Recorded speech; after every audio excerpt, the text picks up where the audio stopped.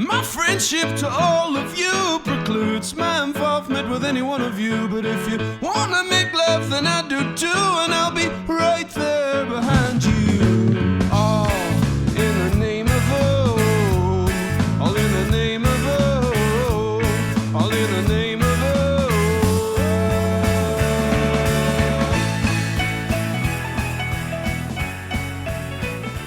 Late last night and the night before, the losers are knocking on your door.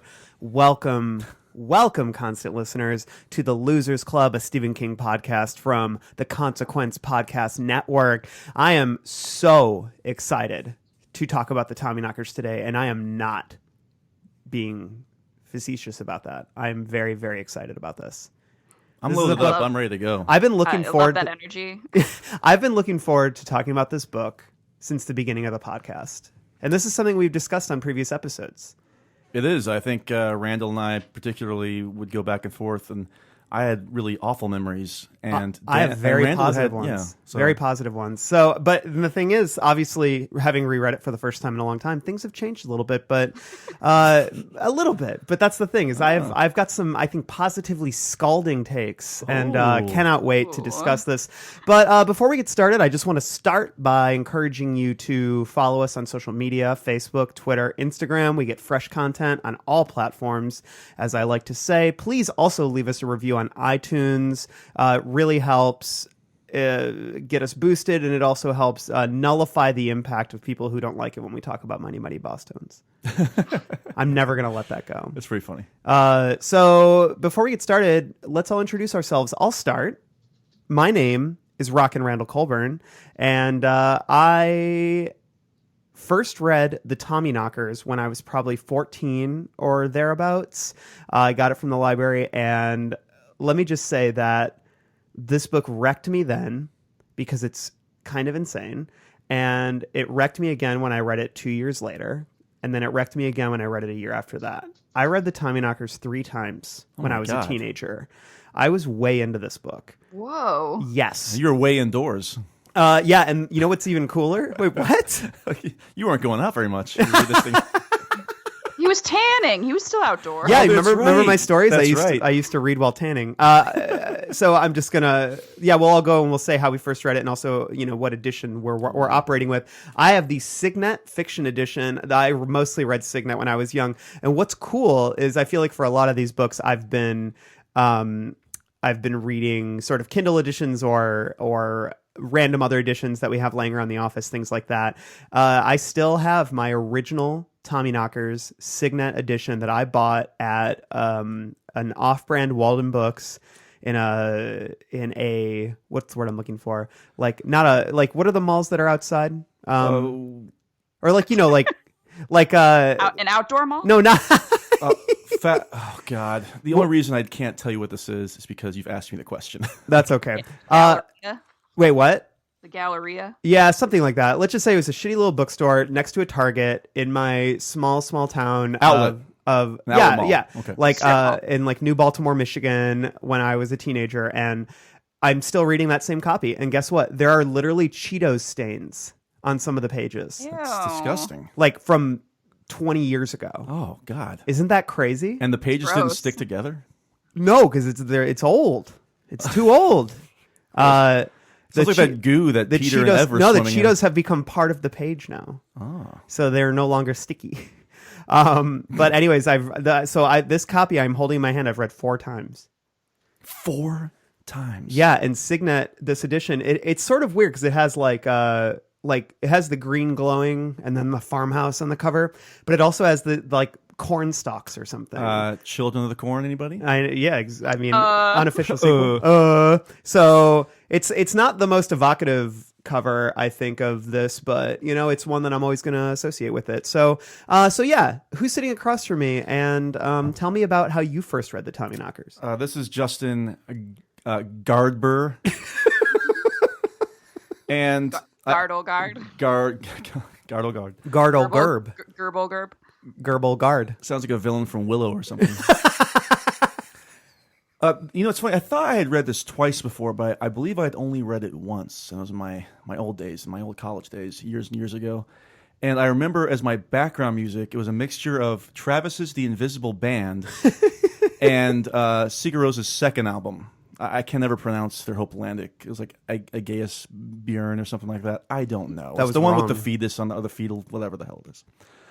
And so I vividly remember those being my background music, listening to my boombox with my headphones in. Your ghetto blaster? My ghetto blaster. As I always would go around calling it. And I was like Radio Raheem over here from Do the Right Thing. I was not like Radio Raheem from Do the Right Thing. I want to make that Correction. Yes, correction. Correction. For anybody that's losing their minds, I was not that character. And we'll talk about, I'm sure, as we go along, but I remember having the same exact experience then as I had now, that I really loved the beginning of this book, and then by the end, I'm like, I can't believe how long this book is. And yeah, I felt the same now. And the edition I read they're kind of these large paperback editions. Yeah.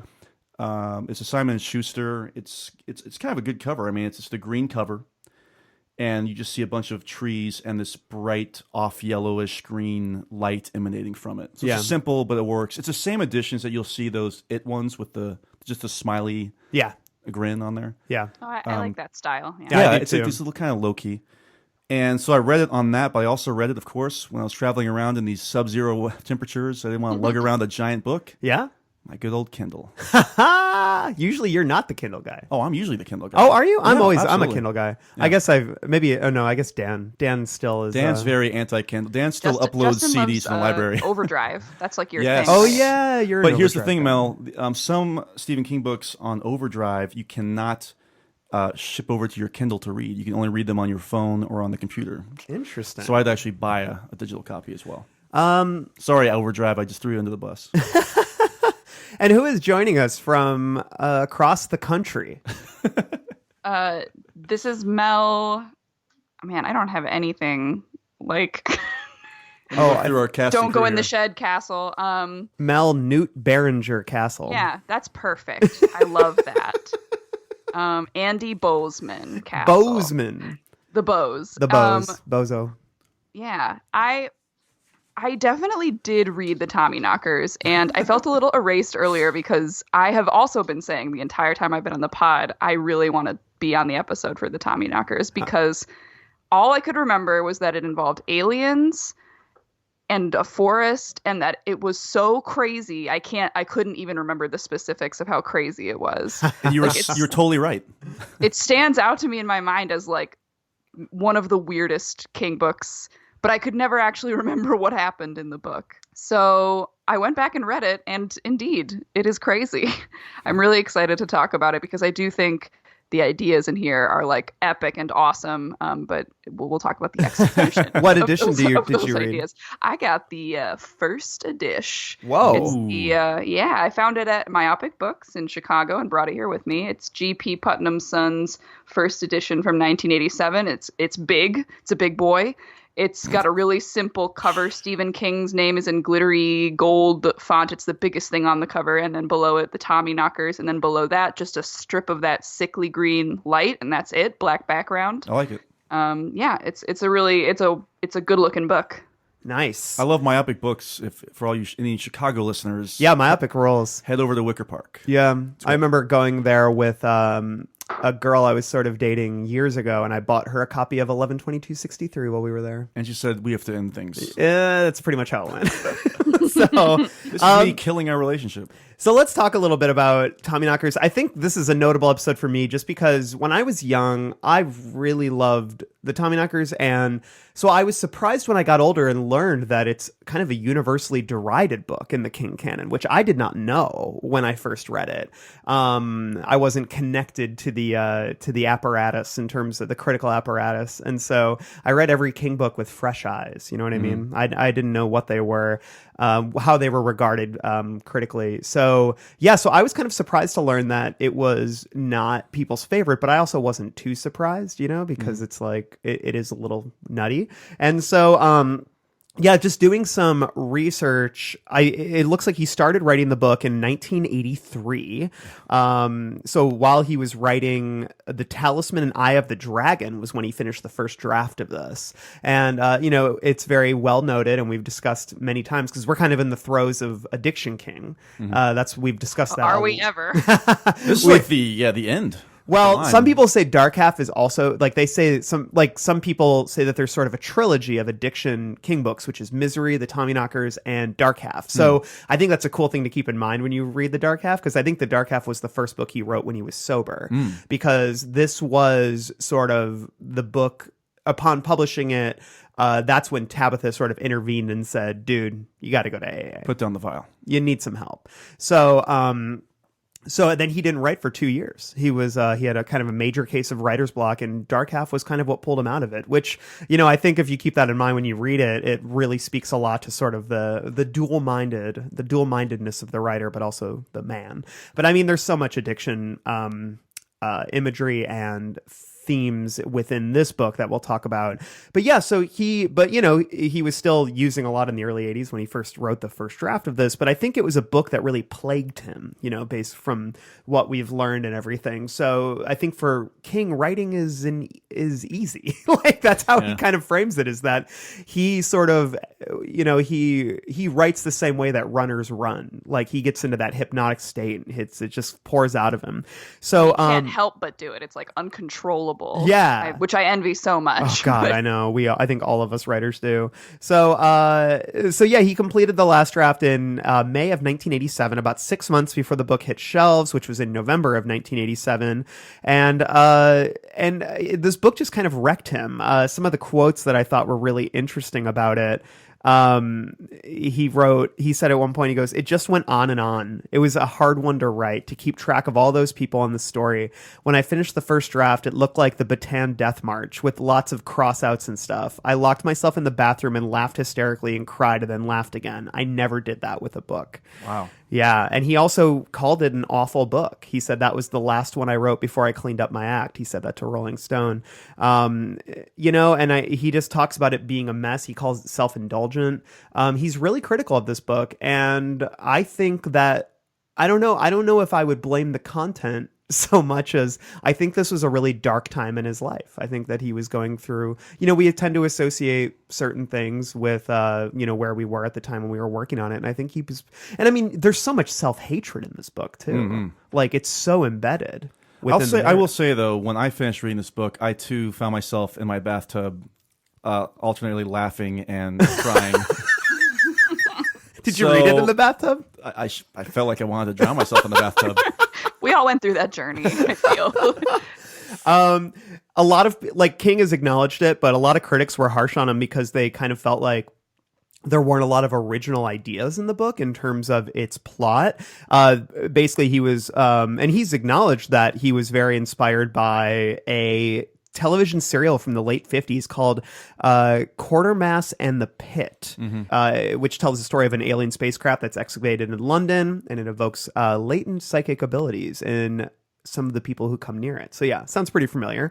And then also he was inspired by, and this one he is very open to acknowledging, is The Color Out of Space by H.P. Lovecraft, a favorite story of constant loser Michael Rothman. He's mentioned it. Also the constant influence of cocaine. Well, it's kind of funny, reading about it, that I kind of thought was funny was the whole idea of the coked out creative who sees a conspiracy in everything and is right. It just reminds you of that drugged out guy tinkering with a radio in his basement, but he's right, which is kind of the funny thing about this book, is there's a paranoia to it, and also a paranoia about sort of the nuclear arms race as it existed in the 1980s, which is another theme I want to talk about later. Is there any mention of nuclear arms in this book? I read a couple passages. I maybe underlined one.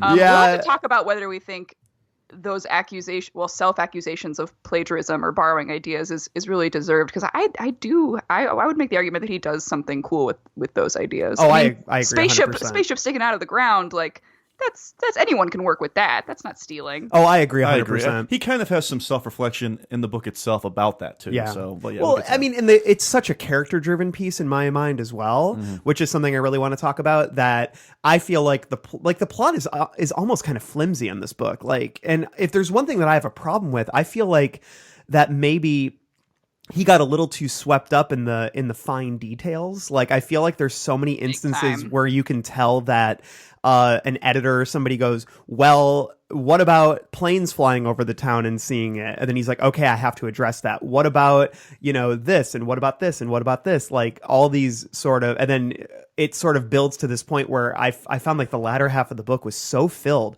with King filling in plot holes and late introductions. Oh man, that drives me crazy. But there's so many moments like that where I almost feel like he didn't put enough emphasis on plot early in the book that he almost feels the need to overcompensate later. When I almost just wish he didn't. Like, the plot holes don't bother me. For me, it's such a character-driven piece, like this whole thing is. But so yeah, let me see what else is going on here. I've got some more history, but yeah, there's so much addiction kind of stuff here that really dominates the narrative. This was actually also an interesting book because this was published in a, like, he did sort of a weird dual publishing thing where he published one book with Viking, Misery, and then he published this with a different publisher, and his agent like navigated that, so they were put out between different books. And apparently an editor that King really loved at Viking moved to this other publishing house, which the name escapes me at the moment. Putnam, thank you. Yeah, Putnam. And so King just wanted to do the guy a solid, so he's like, you can have my next book and take it with you to Putnam. So, but that was kind of a very rare thing at the time that, Congratulations. Well, no, the book sold like gangbusters. Yeah, it did. Like, that's actually, it was the third best-selling book of the 1980s with 1.4 million books sold.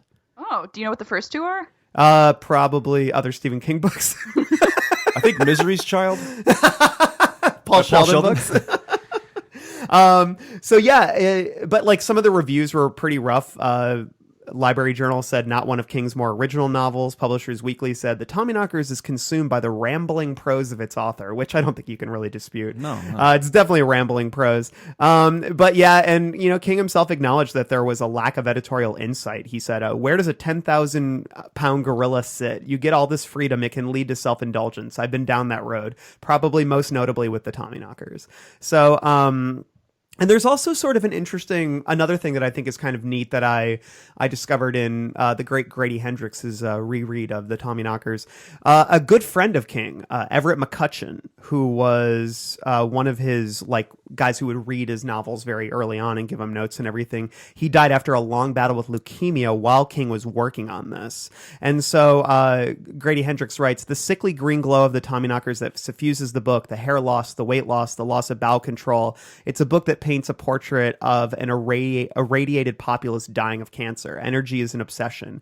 Gardner is fixated on the dangers of nuclear power, and an argument over reactor core meltdowns and mutated babies are what lost him his last job. And it's a small hop from there to the seemingly omnipotent Tommyknockers who promise cheap, plentiful power for everyone at the expense of a sickening of the spirit, a loss of humanity, and a cancer-ridden body. And then there's also talk about, I think some of the physical transformations of the characters are born out of that same paranoia, not just about cancer, but about the sort of radiation poisoning and the whole idea of like an irradiated country. So definitely things that I think were on the mind of the country, but I think I think this, like, the portrait that really emerges of King from this book is a very paranoid one.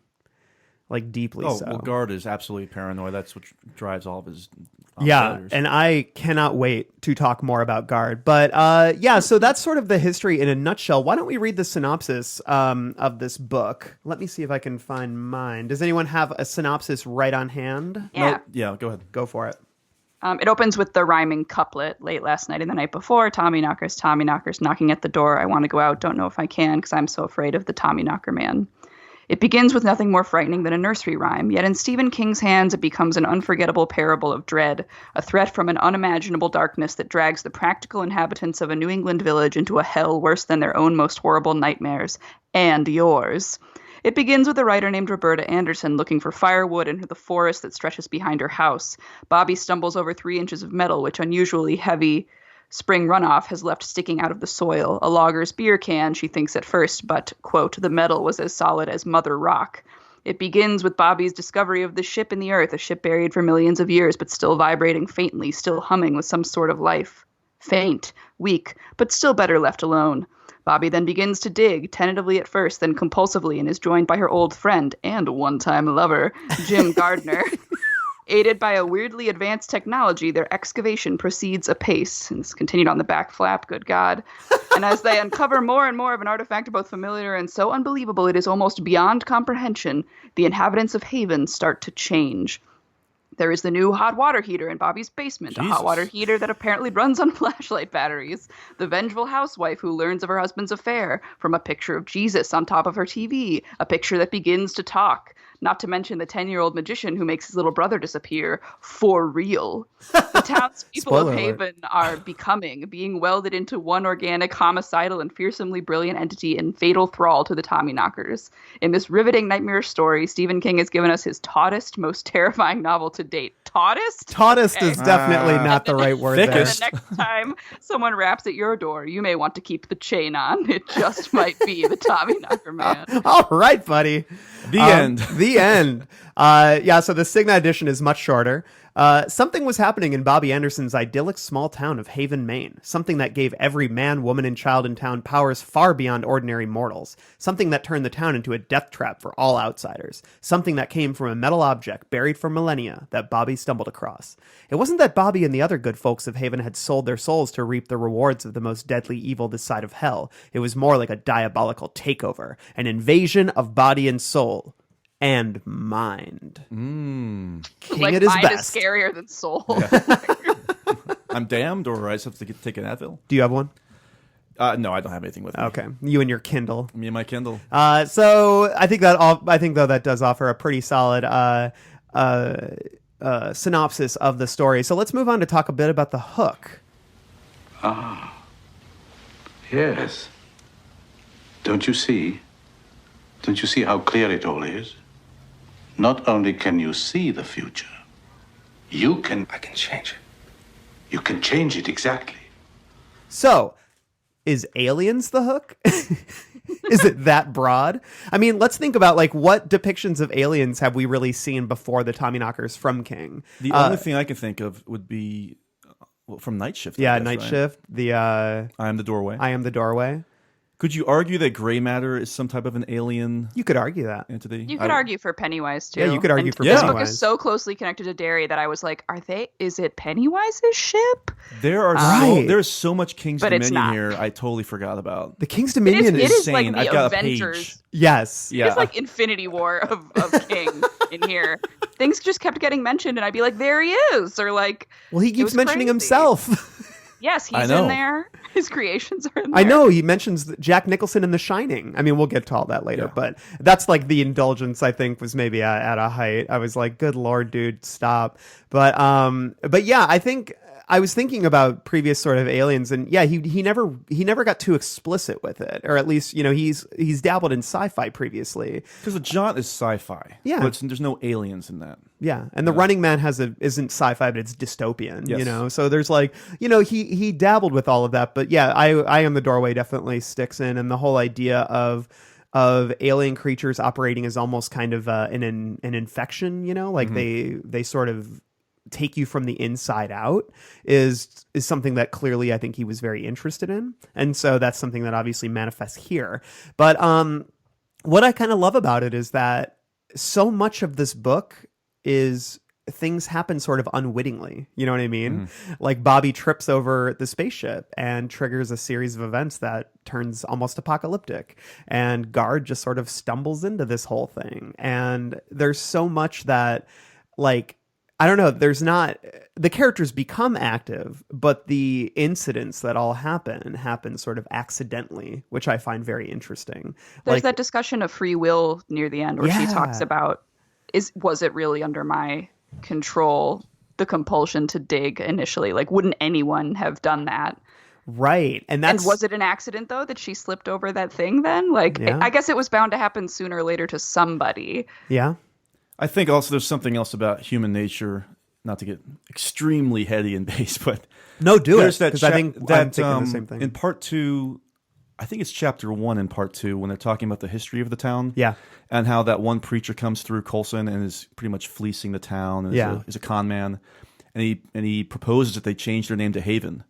And even after he's found out to be a fraud and leaves town, like leaving a lot of women pregnant, stealing a lot of money, they still have a silent vote and they still change the name to Haven. Yeah. And the chapter ends with one of the people saying Fred Perry did not understand human nature at all. Yeah. I'm sure that kind of ties into what's happening here. Like, why do we do the things we do? Is it just like that's the thing? Why do we do the things we do? We don't know. Well, there's a willful. It's about the willful ignorance in the face of hedonism. Yes. And wanting power and but also pleasure and being the best at things and just letting all your morals and compunctions go by the wayside at the first glimpse of something that's better than anything else in a shallow way. But then, like you were talking about with the town, I mean, that's just the Tommyknockers as a microcosm, right? Like everybody knew this guy was bad news, but they looked the other way because they liked having him there for the benefit of the town. Yes. Well, I wrote down Fred Perry. Is this Trump? Like I just had that moment where I'm like, yeah, this is pretty basic, but it kind of is. Like, I mean, it's like when King writes, Fred Perry or whatever did not understand human nature. I'm like, I don't think I think at the 2016 election when Hillary lost, I think everybody was like, oh, liberals don't understand human nature because we were surprised. Sorry to get political. Moving on. I will say, though, that similar to sort of what you were saying, that whole discussion of free will, I sort of, and Bobby sort of being like, well, of course I'm going to dig it up. You know, we dig. That's what we do as humans. It reminds me of it ties in for me the themes of fear of progress, technological progress, and also the idea that we are idiots who are building apocalyptic weapons. That's, I think, a huge theme that runs through the book is the whole idea that too much knowledge and too much power and too much innovation can be dangerous for beings that inherently aren't very smart. And I love that aspect of them, like that their genius has more direction than comprehension is like so interesting. Yeah. And I mean, and Bobby acknowledges that because she's like, you know, we're not Albert Einsteins, you know, we're like, who's the inventor that she says? Oppenheimer, as you mentioned? No. Edison. She goes, we're more Edison than Einstein, you know, like we're inventors, but we're not smart. Like, and I love that the Tommyknockers are sort of painted in that they're extremely, they're inventive and they're innovative, but they're not smart aliens. Like they're kind of dumb aliens. And they're dumb love and that. they're like at the whim of your most base emotions. Like they can understand, or they don't really understand. They get struck by these eureka moments, but then they also like kill each other over imagined slights. It's just it's such a cool concept. Like I think that is pretty fucking original. I agree wholeheartedly. And just like when they're in the spaceship and they see that the aliens had hacked each other to death before the thing crashed, it's like, and they had slaves too. You know, they were they had slaves in that regard. Yeah, absolutely. But you know, it all takes me back to that whole idea of like we got so consumed with the idea that we didn't ask why. You know, that sort of running theme. And I think that was obviously a very strong running, anxiety for people in the 1980s as, nuclear technology was evolving and people were asking, why are we doing this? You know? And I think we're still at that point because we're still seeing so many technological innovations happening that like, is it like, are we even ready for this as a society? Like, do you think that if Tommyknockers was written today, it would be about social media? Oh, dude, I wrote that down. Yeah. I wrote down because I literally wrote the idea of the hive mind, the voices all merging into one, the idea that there are too many voices, because that's like a theme that plays throughout the book, is the whole idea that people's heads are getting flooded with different voices. I actually wrote down a page here. Let me see if I can find it. Because like when Ruth is talking, let me see if I can find the exact quote. So she goes to the town and people are at the diner, I think, right? Yeah, so she says, Ruth set her work aside and went to bed. She slept, but her sleep was not easy. She twisted and turned and moaned. Even in her sleep, the voices ran through her head. Thoughts of revenge planned, of cakes to be baked, sexual fantasies, worries about irregularity, ideas for strange gadgets and machines, dreams of power. And below them all, a thin, irrational yammer like a polluted stream. Thoughts coming from the heads of her fellow townspeople, but not human thoughts. And in her nightmarish sleep, that part of Ruth McCausland, which clung stubbornly to sanity, knew the truth. These were not the rising voices of the people she had lived with all these years, but those of outsiders. They were the voices of the Tommyknockers. I read that and I wrote social media in all caps in my notes because I'm like, this is something my wife and I talk about all the time, is the idea that they're like, social media is great in a million ways, but also it's like, as humans, I don't think we're prepared or designed to be absorbing this many voices at all times. You know what I mean? Well, was that like a poisonous stream? I just immediately was like Twitter. Yes, exactly. I know that's Talk like about addiction as well. You know? yeah, a thin irrational yammer like a polluted stream. I'm like, oh my God, that is literally Twitter. And so, and the thing is, Mel, that they're making a new Tommyknockers Yeah, I movie. didn't know that. Yeah, and so James doing it? James Wan, who did the Conjuring movies and probably most famously now, the $1 billion making Aquaman. oh yeah, Aquaman, five noses. Yes, of course. So I'm very excited for James Wan's Tommyknockers, but I'm actually very excited for it because I do think that this is a property that will benefit in the digital age. Like, I think that this is something that the themes resonate more because, I mean, this is about people who aren't very smart being presented with technology that can destroy the world. And it's Elon like, Musk. Sorry. oh yeah, I know. Seriously though. Wait, is Grimes going to be in this movie? Oh man, Castor. They broke up, Justin. No, no, Mel. I think they're back together again. no. There was What? rumors that they broke up. Yeah, but I think they're back together again. I think they're together I think they're again. following each other again. Yeah, hot as hell. Mel, they went Christmas tree shopping again. I had to write up that story. I know. So moving on. No, but I think that these were themes that landed with me as an adult much more because when I was a kid, I didn't give a shit about nuclear stuff. I mean, I was too young, you know. Like, Where's I didn't. the scary clown? Yeah, I know. I was like, give me. And then he shows up. He does show up. He does show up. We'll get to that later. Yeah, but so yeah, I guess like those are the themes that really stuck out to me in terms of I mean, there's just such an anxiety about this book. And I think that that's something because I think, when we have a president like Trump in the office and we have this running discussion and commentary about how scary it is that somebody so stupid is so powerful and how apt that seems for America right now. And I mean, these are anxieties I think that, they might feel fresh now because of Trump, but they've always been with the country and with people who, the stronger we get as a nation, especially when we're investing so much money in the military, the question just becomes like, are we going to be responsible for this or with all of this? Even as on the nose of like, one of the chief questions was, do you want this to be the man who has his finger on the nuclear power launching platform? Yeah. It was about nukes. Like, it was about exactly what this book is concerned with. Yeah. And then you've got like, the short order cook running around with like vaporizers in his pickup truck. And I think that to me is a theme that really hits hard with me today and is something that I think is really weird and interesting and innovative about this book that I really respond to. I think Right. also especially after the town square explosion, when Gardner finally wakes up and is now aware of what's happening, you could probably make some other comparisons to today, analogies to today. Totally. You could also Post-election. make a comparison of like, I mean, who ends up suffering the most at the end of the day? It's the complete innocent, right? And we won't reveal who that is just yet, but I'm sure Randall's unhappy about it. Trust me, I had to glaze over some of those sections when Guard gets in the shed because I'm like, I cannot with I this. kept thinking of you, Randall. I really Oh, did. I know. I did too. I was like, is Randall going to be okay? I was prepared for it because I did, even when I was young and I could handle, I was less squeamish about animal stuff. this read, I was like geared up for it, like because and it opens. You were pretty with, pumped. It opens with Peter, so I was like, I remember what this poor pupper goes through. So it happens. But what other themes sort of leapt out at you guys as you were reading? God, I don't know. We talked about addiction. We talked about. Let's talk about addiction more. I mean, in what ways do we think it really manifests? Because I think that, especially doing some reading about it, it's not just Guard. Like, I think the entire concept of the infestation, or however you want to call it, sort of the emotional and mental infestation, the ways it changes people, I think is something that King is very into.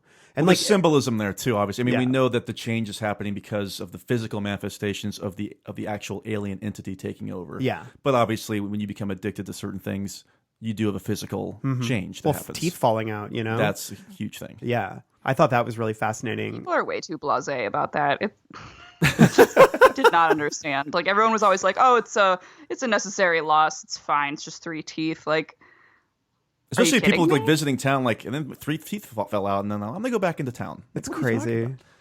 But no, and then also I think like the change within Bobby in the sense that, I guess, like, and a lot of it does come down to Peter, her dog, and the idea, like, Guard is so mad at her because he's like, yeah, you've got an old man and your sister locked up in the shed, but what about your dog? Like, how could you do that to your dog? Speaking of dogs, yeah, I just heard Peter and Mel shed. He's very active today.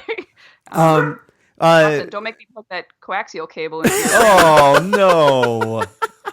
So but I guess that to me was something that kind of broke my heart a little, because Guard is like yelling at her. He's like, how could you do that to Peter? And also the lies that Bobby tells, because, what we learn about her is that she wasn't a liar, and they had a very transparent relationship. They were very open with each other. And so the idea that she's lying to him is really painful for him. And I think that, beyond just seeing the depths to which Guard is stupefying himself and hiding and basically like, blending into a toxic culture by virtue of just being wasted all the time. He's also got his best friend lying to him and hurting people that she used to be close to, including her dog. And I think that is definitely a theme that hit forth with me. And so, yeah, I feel like addiction, like they said, it just kind of infuses like every corner of this, from the behavior of the characters to the physical changes. Yeah. And also, it does make me wonder what the alternative or what the potential hero of this kind of story might be. We have a very bleak outlook by the end. Like, Guard is sort of an anti-hero. He's in the throes of his addiction for the entire book. He kind of succeeds just because of happenstance or some kind of influence from beyond, powers of friendship. I don't know. But what happens is, he's exactly right that the quote Dallas police do come in. It's the shop. It's more bad guys that take advantage of this technology. Yep. So is the right thing to do just to exercise restraint, or is it to go slow? Like, I had trouble locating what would be the message of advice like at the end of this story. Yeah, I'm not sure if I would have said, make sure you get to the ship and take off. Like, I don't know if that, because ultimately that didn't really solve any. I guess it does solve problems. It did, yeah. But it does also kill. It's what kills everybody. Yeah. And it's like, I think what stops it. I have so many thoughts about Guard, because I think that what I kind of like about this book is that there are no real heroes. This isn't Ben Mears coming in and taking off, Yeah, like or Stu Redman. Yeah, this isn't a noble man by any means. Oh my God, he's a professor that slept with his student and tried to kill his wife. I am not able to get over either of those two things, try as I might. Although it's funny that you say that, Mel, just because the shooting of the wife is definitely held to a weight within this book. The idea that is really awful, and he is awful for that. But not the idea not very much. But I'll say that though, the idea that he slept with his student was this kind of like, that's kind of cute. That seems pretty cool, to be honest with you. Pretty cool. She inspired him. I know. Such a good student. But I guess I kind of like, and this, we'll talk more in Heroes and Villains about this, but I kind of like just how that this is our hero, that this guy who is a fucking loser, that he is our hero. And I am way into that, just the way that it unfolds in this story. But I think, Mel, like, I think that speaks though to what you're talking about, which is the idea that, and maybe this is why King doesn't like it, because remember, he didn't like Pet Sematary because he felt like it was too bleak, it was too dark, and he probably feels the same way about this book because there is a bleakness to it. It has a happier ending, I think, and if you just look at Hilly and David, like at least he gives us that, like, and I feel like that's why he ends it there because maybe it's just hope is the younger generation that they just get out of the toxic environments in which you're raised. And I think that that's maybe all he can really offer us is, and like I remember being almost annoyed by the aggressiveness of the David Brown story in my early readings of it because it felt like too sentimental in the larger realm of how bleak and dark this is. But now that I'm older, I'm like, thank God for that. Yeah, it makes sense in the context. Yeah. That's like one of the few things that actually makes sense structure-wise is that storyline. Yeah. Well, and I like ending. how Guard himself is even like, I don't give a shit about this kid. But Right. I guess this is sort of necessary for a denouement. Yeah. Well, it's like well, that's the least I could do for you, old man. You know? Yeah, it's like, 'cause he sees the old man, he feels bad for the old man, the pain he's going through. You know, Ev is like forcing him with his mind to help, like making Guard do it, which is I just love that. I just think like there's so few noble people in this book, like, and Ev is one of them. You know, but even he is kind of messed up in his own ways. But I love that character. Like I think that what really saves this book for me is the ensemble. I'm very into this ensemble, and more than I thought I would be upon this reread. But we'll talk more about that later. So we've talked about addiction. Mel, is there any other themes that like stood out to you? Things that you or maybe things that you wanted to see elaborated on more? I don't think so. It's such a sprawling book. You can almost pull anything out of it. And I like that we were talking about how King, well, I feel like it is balanced between him trying to do his every rung of the ladder detail. I want to explain this so that people don't ever question that this actually happened. Right. But that to me almost seems like a groove for him. Like he's in his flow state when he's doing that. Mm-hmm. That it's not the result of meticulous research, but it is just him like going unrestrained. And that's what this book like feels like to me. And I think it's so interesting structurally because of that. Like I know it's annoying to read, but if you think about it as a structural exercise, I'm willing to forgive a lot of that. Mel, you mentioned you could pull certain, I guess, chapters out of this book and it would still make sense. There is that short story from years earlier. Becca Paulson. The Becca Paulson short story. Yeah. Is that literally the chapter that's in this book? I mean, I think he tailored it to better fit this book, but Yeah. that was a story that was published in a magazine on its own. I can't remember much of it to know how much he changed, but I'm sure that a lot was changed. So, but I you think sort of get the idea that he wants to give every single person their due. Like that's just like what Stephen King's shtick is. Well, I lost my mind, I think, near the end.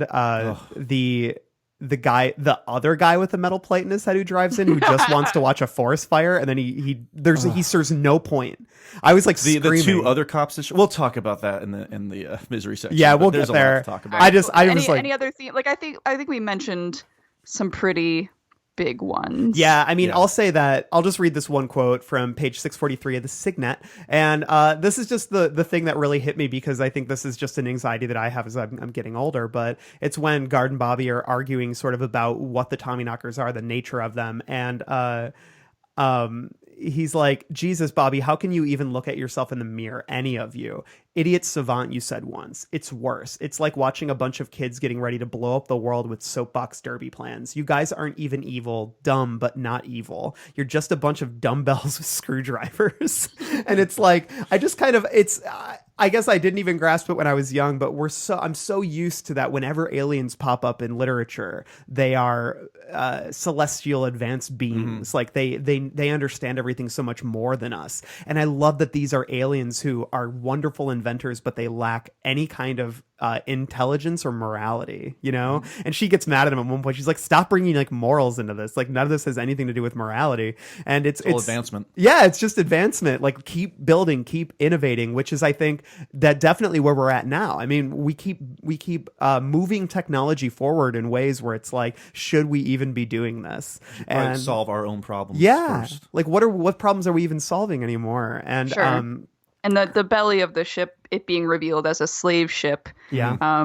is sort of, something we think we might have overcome in a literal sense. But when you think about sweatshops or just what marginalized populations suffer for the sake of advancement or don't get that advancement, I think it still is very relevant. Or the union busting that fucking Jeff Bezos and Elon Musk are up to. Like they fight unions. They actively resist unions, which I think is, obviously a whole other box of worms. But if you want to like make it more modern, the tech oligarchs are very much against sort of the rights of the working man. You know? The new Well, James and Wan even- film is going to be about Bezos Anderson stumbling upon an iPod. The purpose of the slaves and hammocks is to draw their life energy to like power the ship, right? Like Yes. you Yeah. could get anything from it. You could get like abuse of intellectual property, just a literal kind of overworking of people, but more than just union busting or putting away people who resist. It's just actively sapping the life and energy of Sounds, people this who sounds don't have the power. This sounds more like the Zuckerknockers. Zuckerberg. What if anybody? the Tommyknockers remake like was that blunt? Like it was like the Zuckerknockers and then it's Bezos Anderson and like It's already pretty blunt. There's a point in the book where he's like, I looked at the Tommyknockers and they were us. yes, Oh, that's very God. true. It No, highlights There's it. a lot of blunt moments. very in like this. you can almost tell that like especially in the latter half of the book like King's like I gotta make these themes clear. I gotta bring up Please. nukes again. I've written for 900 pages. You've got to understand what I'm talking about. Let me bring up please. the Middle East again. Let me bring Like, up I Ted the would Power not be Man surprised again. if he was like, I did not edit that book once. Yeah. Like it just sounds like a total King stream of consciousness attack. Seriously. There's a, I don't know if you want to call it an urban legend because even though there's a hook that we're talking about here, Yeah. there's not an actual hook outside of the door. But there's, again, this is all bullshit internet stuff probably, but of all the books that are somewhat possibly ghostwritten, some people say that the end of this is actually ghostwritten to get it out in time. Really? Where did you read that? Just in my various travails on the internet. Kinganon? Speaking Hashtag? of, It does come what's on funny? pretty quickly.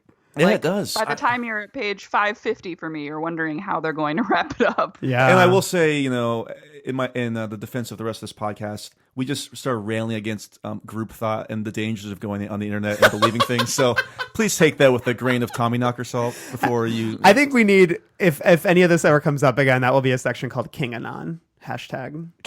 Like QAnon. Like some king conspiracy theories. I think that's actually really interesting. And the thing is, I love the ending of this book. Maybe that makes me a little bit crazy. I cannot wait to get to this. I'm so God, excited. I cannot wait. So we'll talk because I think this is going to pop up maybe in We'll different talk. sections. No, in different sections of our many word processor, cemetery, misery. We might be on different sides here, which I'm excited Good, for. yeah, good. So I think that wraps up the hook. I think so many themes, so much to talk about, but also I don't know. These themes really excite me, which is I think part of the reason I'm very partial to this book. So talking about those is really fun, and I think structure and format there is actually a lot to discuss here because holy shit, this thing operates like somebody who's tweaking writing a book. So Let's move over. so to let's the move over to structure and format.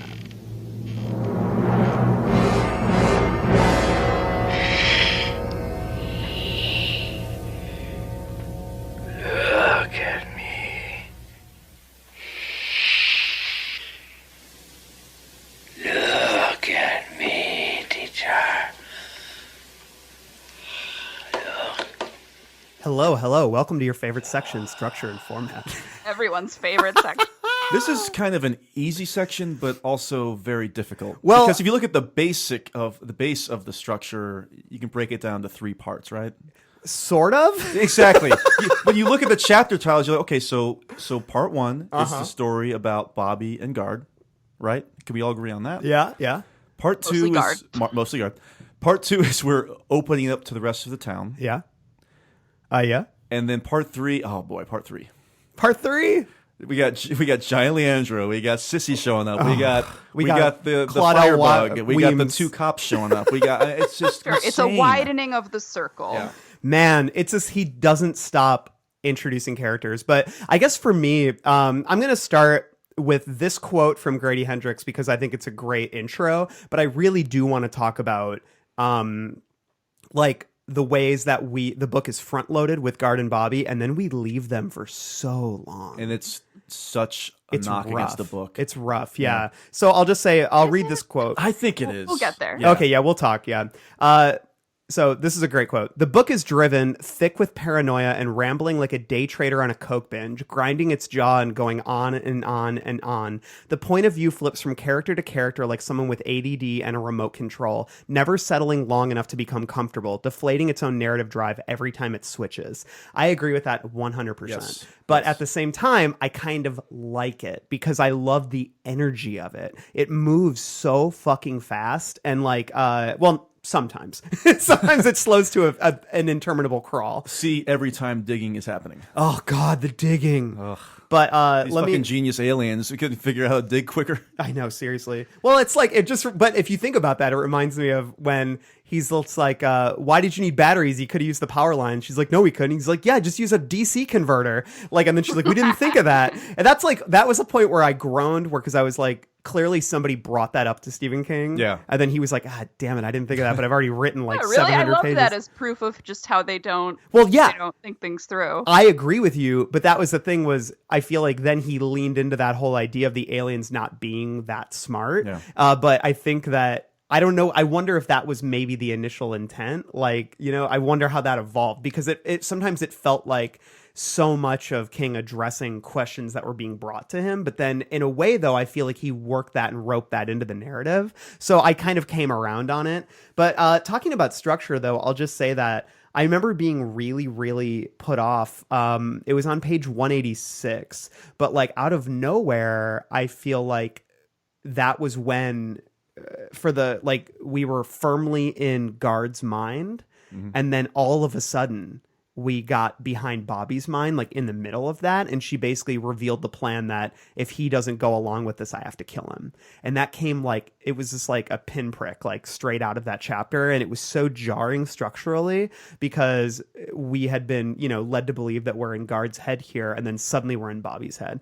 And that kind of thing happens so much in this book. It gets confusing after a while, especially considering the fact that by the time we get to part 2, everybody essentially is in that hive mind. So to jump back and forth between certain perspectives, even though they're all kind of thinking the same thought, it like in the middle of paragraphs. Yep. Yeah, And then really King has always been a huge fan of roving POV. I don't even think this book is that much worse than most all of his books. Like if you think about even the scene in, I don't know, think about it when Ben Hands comes on the airplane. We get stewardess, we get Ben, and then back to stewardess. It's just something he likes to do. Yeah, I think the difference for me, though, is that at this point, as opposed to the stewardess and Ben, who are not thinking the same thoughts, these people are. Yeah. And so that gets really confusing after a while, where you just, all the characters literally start to bleed into one another. But that's you know, form following function or vice versa, that they literally are starting to bleed all together in the story. You're right, Mel. You're right on that, but Yeah. I think that I don't like that. I think that's a huge problem I've got with the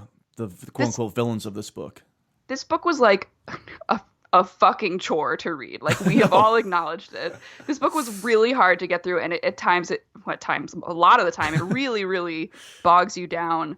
But again, like I kind of, the most charitable read that I can give it is it's almost bold structurally. Like yes. Whether or not it's an independent, if it's a choice that Stephen King made of his, like in his conscious mind.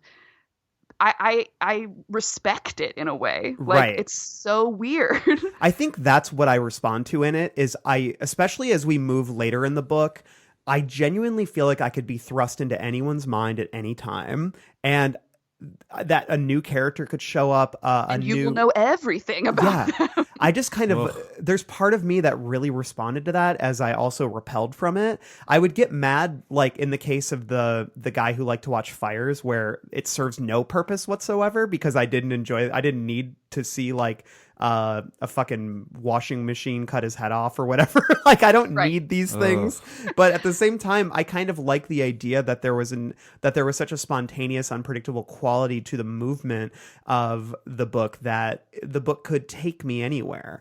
Well, I view it not even as spontaneous, but as unapologetic tweaking yes. King. Like it's so unapologetic about the things that he wants to do. Right. Even when you think about like he loves chapters, so he's like, the chapters will have chapters, will have chapters. Like he breaks things. Sometimes there's like 3 little mini chapters on one page. He's then- just going crazy. He has no restraint in how he wants to write it. Yeah. And that to me is interesting. Right. And like some chapters he'll start with the time of day and like whatever day it is, but then Who others he cares? Who won't. cares? I'll say my big problem with being inside the minds of these the possessed, the Tommyknockers, is I kept going back to the amount of time we spend with the shop and Firestarter. Yeah. And I think that's a detriment. And I don't want to spend any time in the minds of a villain of a Stephen King book. Okay. You know, like for instance, we'll go to Misery. I don't want to go into her mind and what she's actually thinking. It's much more interesting to see what Paul Sheldon is seeing. Yeah.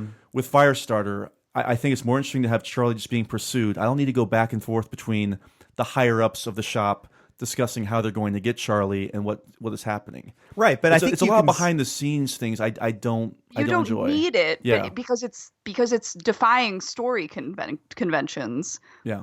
But there's just something to be said for that kind of brazenness. I agree. don't know. I think it's just not for me. It's just not entertaining. Well, it's I just think- kind of it's like But it's you know not supposed to be entertaining first and foremost. I think it has a different goal in okay. mind. Maybe I used the wrong word. It's not engaging to me. Sure. You know, I just don't care at all about. It's the mystery being wiped away. It does not interest me at all. I think that might have been a case of excessive world building. I think that King really, really, really wanted to build out the world and how this technology was manifesting throughout town. And I think maybe the ideas were hitting him so fast and furious. He's like, I gotta go see what Beach Jernigan is doing. I gotta go see what Dick Spruce is doing. All I gotta of those go see what these characters, guys and I know doing. obviously they were the same mind at the very end, but I totally forgot who they were. Yeah. I didn't remember what their profession was. I Yeah. didn't remember if we ever met them earlier and they were normal. I just Well, they're not given clear characters because once we start actually spending time with a lot of them, like Dick Allison and Newt Barringer and all those guys, they're already turned, so they've already kind of become indistinguishable. yes. Yeah. You have mentioned something else. My other major problem with this book. Granted, it's long as hell and it has to be cut down excessively. But I do think there's a whole act missing. I wish that we had spent more time. If you're going to have such a huge ensemble, yeah. I wish that you had spent more time with these people so we could be more sympathetic to them like we are with Bobby, Yep. who we meet in the beginning as a normal person, writer, loves her dog. Give me some humanity. Yep. Because all I'm seeing here is evil people right away. Yep. You know, I think that was another major problem. Yeah, with the structure. town itself is not fleshed out very well. I agree wholeheartedly with that. I will say though, like let's talk about sort of what I found most jarring was, you know, we spend the first 250 pages really intensely close with Bobby and with Gardner. And we follow both of them sort of, up until they meet up. And especially Gardner's story, we watch him, you know, he's this alcoholic, failing writer who is, his like hippie streak is still alive in him, but it's not really serving him, who kind of gets this last ditch gig and then screws it up because he can't stop fighting about nukes and getting wasted at parties. But I kind of love We've this. all been there. Yeah. I kind of love this journey though that we take with him, him passing out on the beach and meeting Jack from the Talisman on the beach and then just sort of like wandering his way, hitchhiking barefoot, whatever, to Bobby's place. And that's what I think really gets me emotionally, which I'll talk about later, but with that journey. But, you know, we start in that sort of sense where it's like, let's get here. Let's begin with these two characters. But then we move into Ruth's story. And ultimately, I enjoy Ruth's story. Like, I think her journey is interesting, but man, The structure of her journey, but also just, Can we break this down really yeah, quick? yeah, you do it. The problem I have is we're going from point A to point B up Yeah. into this point. And then all of a sudden, I think it's what's the chapter title there? It's the, Isn't it just like it's, okay, because we start off with the two cops who have Yeah. come in from out of town. Jangles? Bert and Jangles, I think. right? Jangles. Jangles and Bert or something like that. And they discover everything, and we are now being told by these cops that, oh, there's exploded dolls all over the place. It's definitely the character Ruth McCausland, who we do not know yet. Yeah, And it ends with something, they're about to get blasted away. yeah. Next chapter.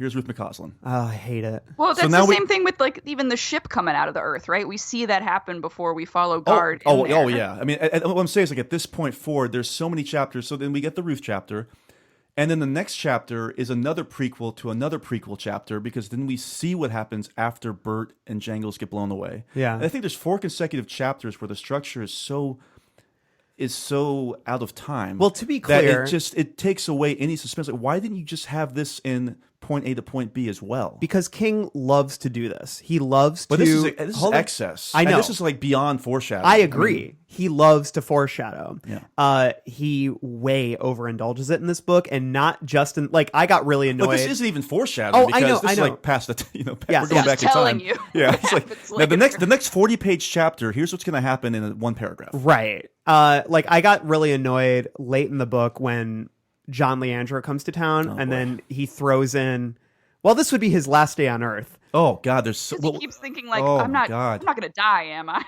But that annoyed the hell out of me because I'm just like, stop doing that. Because like, and then Little- Ev Hillman, they were like, oh, this is the last time he would see Hilly, and he would do it multiple times with Leandro too. He'd be, and then Yeah. they're like, but he didn't know they'd be dead in 3 minutes. You And know, I got so annoyed with that because I'm just like, stop telling me people are dead before they die. And then like, Fits, right? It all fits into this being his most unrestrained book ever. Like Yeah. he had no rules for himself. He just said, I'm gonna do whatever the fuck I want, and I'm not gonna edit it. Like I'm not gonna change any Yeah, of this. Maybe but I'll do some line edits, but like yeah. But Justin, you're right in the sense that the Ruth one is the biggest offender because we're given a whole chapter that summarizes the next 50 pages. and when we would read it, Mel, I think you might have been on a certain chain at one point, but I was just saying, I don't remember when I start to turn on this book, and I could never remember like what happens. Mm-hmm. And it's around that time where I go, oh, that's right, because it becomes so unwieldy. And for me, it's not a deliberate unwieldiness, because again, I think King is in the throes of something here where his focus is not 100%. Yeah. totally, it's definitely You know? Runaway Train. Yeah. Like you're not like, why did you make this choice? And I you're love- just like, what are you doing? You clearly Right. have no control. Well, me personally, I would say that I actually like the plotting in terms of because Ruth's story, Ruth's story is really, really important because it's the explosion that rocks Gardner that kind of wakes him up. It brings Monster Dugan into the story, although I have problems with that character. It brings him in. It's what brings the cops in. Ruth is clearly and then also that she's a little bit different from everybody in town. There's all these, there's so much in her chapter and in her section that I find really impactful, but it's so long.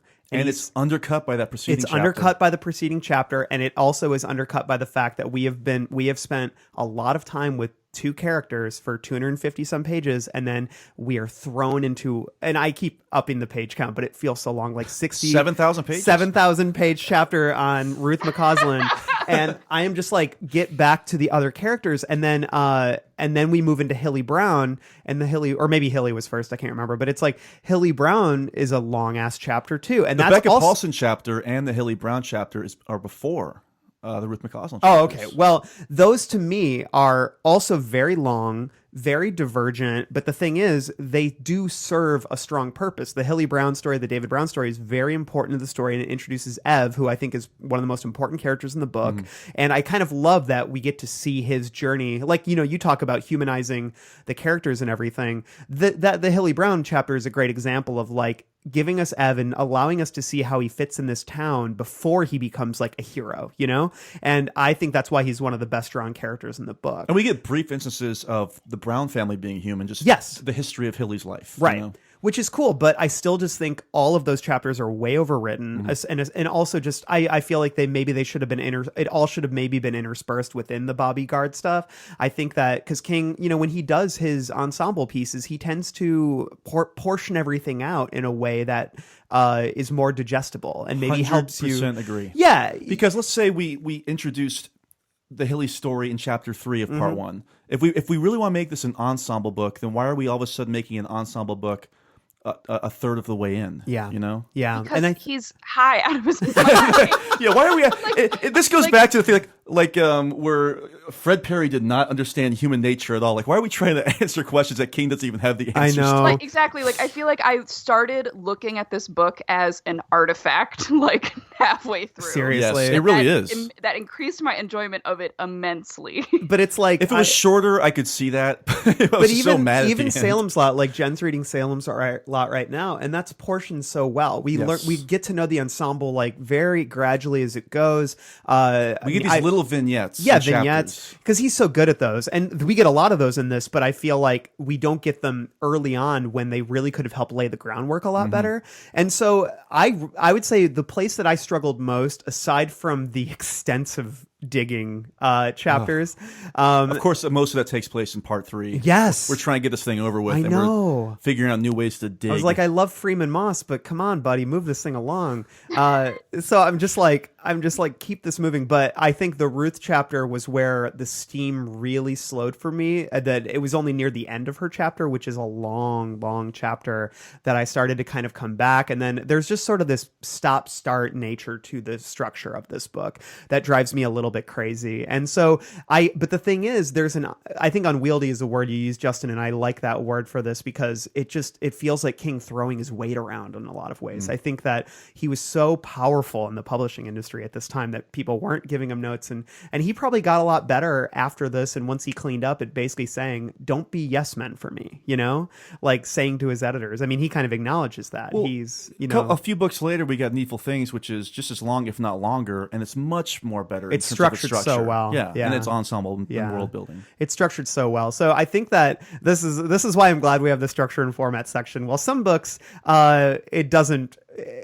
We don't have too much to say here. I think there's a lot to say because, you're right, Mel, in the sense that form dictates function, and I think that the sort of malleable nature of POV in this book really does speak to the idea of a hive mind and the voices all merging in the heads, but it doesn't feel fully executed well. And it just feels a little sloppy. And also just the general sense of of plopping these huge chapters, and it really comes true with Becca Paulson, because Becca Paulson was literally a short story that he had written previously and plopped into the middle of this book, and it feels that way. Like, it's a cool story, but it feels that way. It feels like it's just been like crammed into the middle of another narrative instead of teased out. You know what I mean? I agree. So I don't know.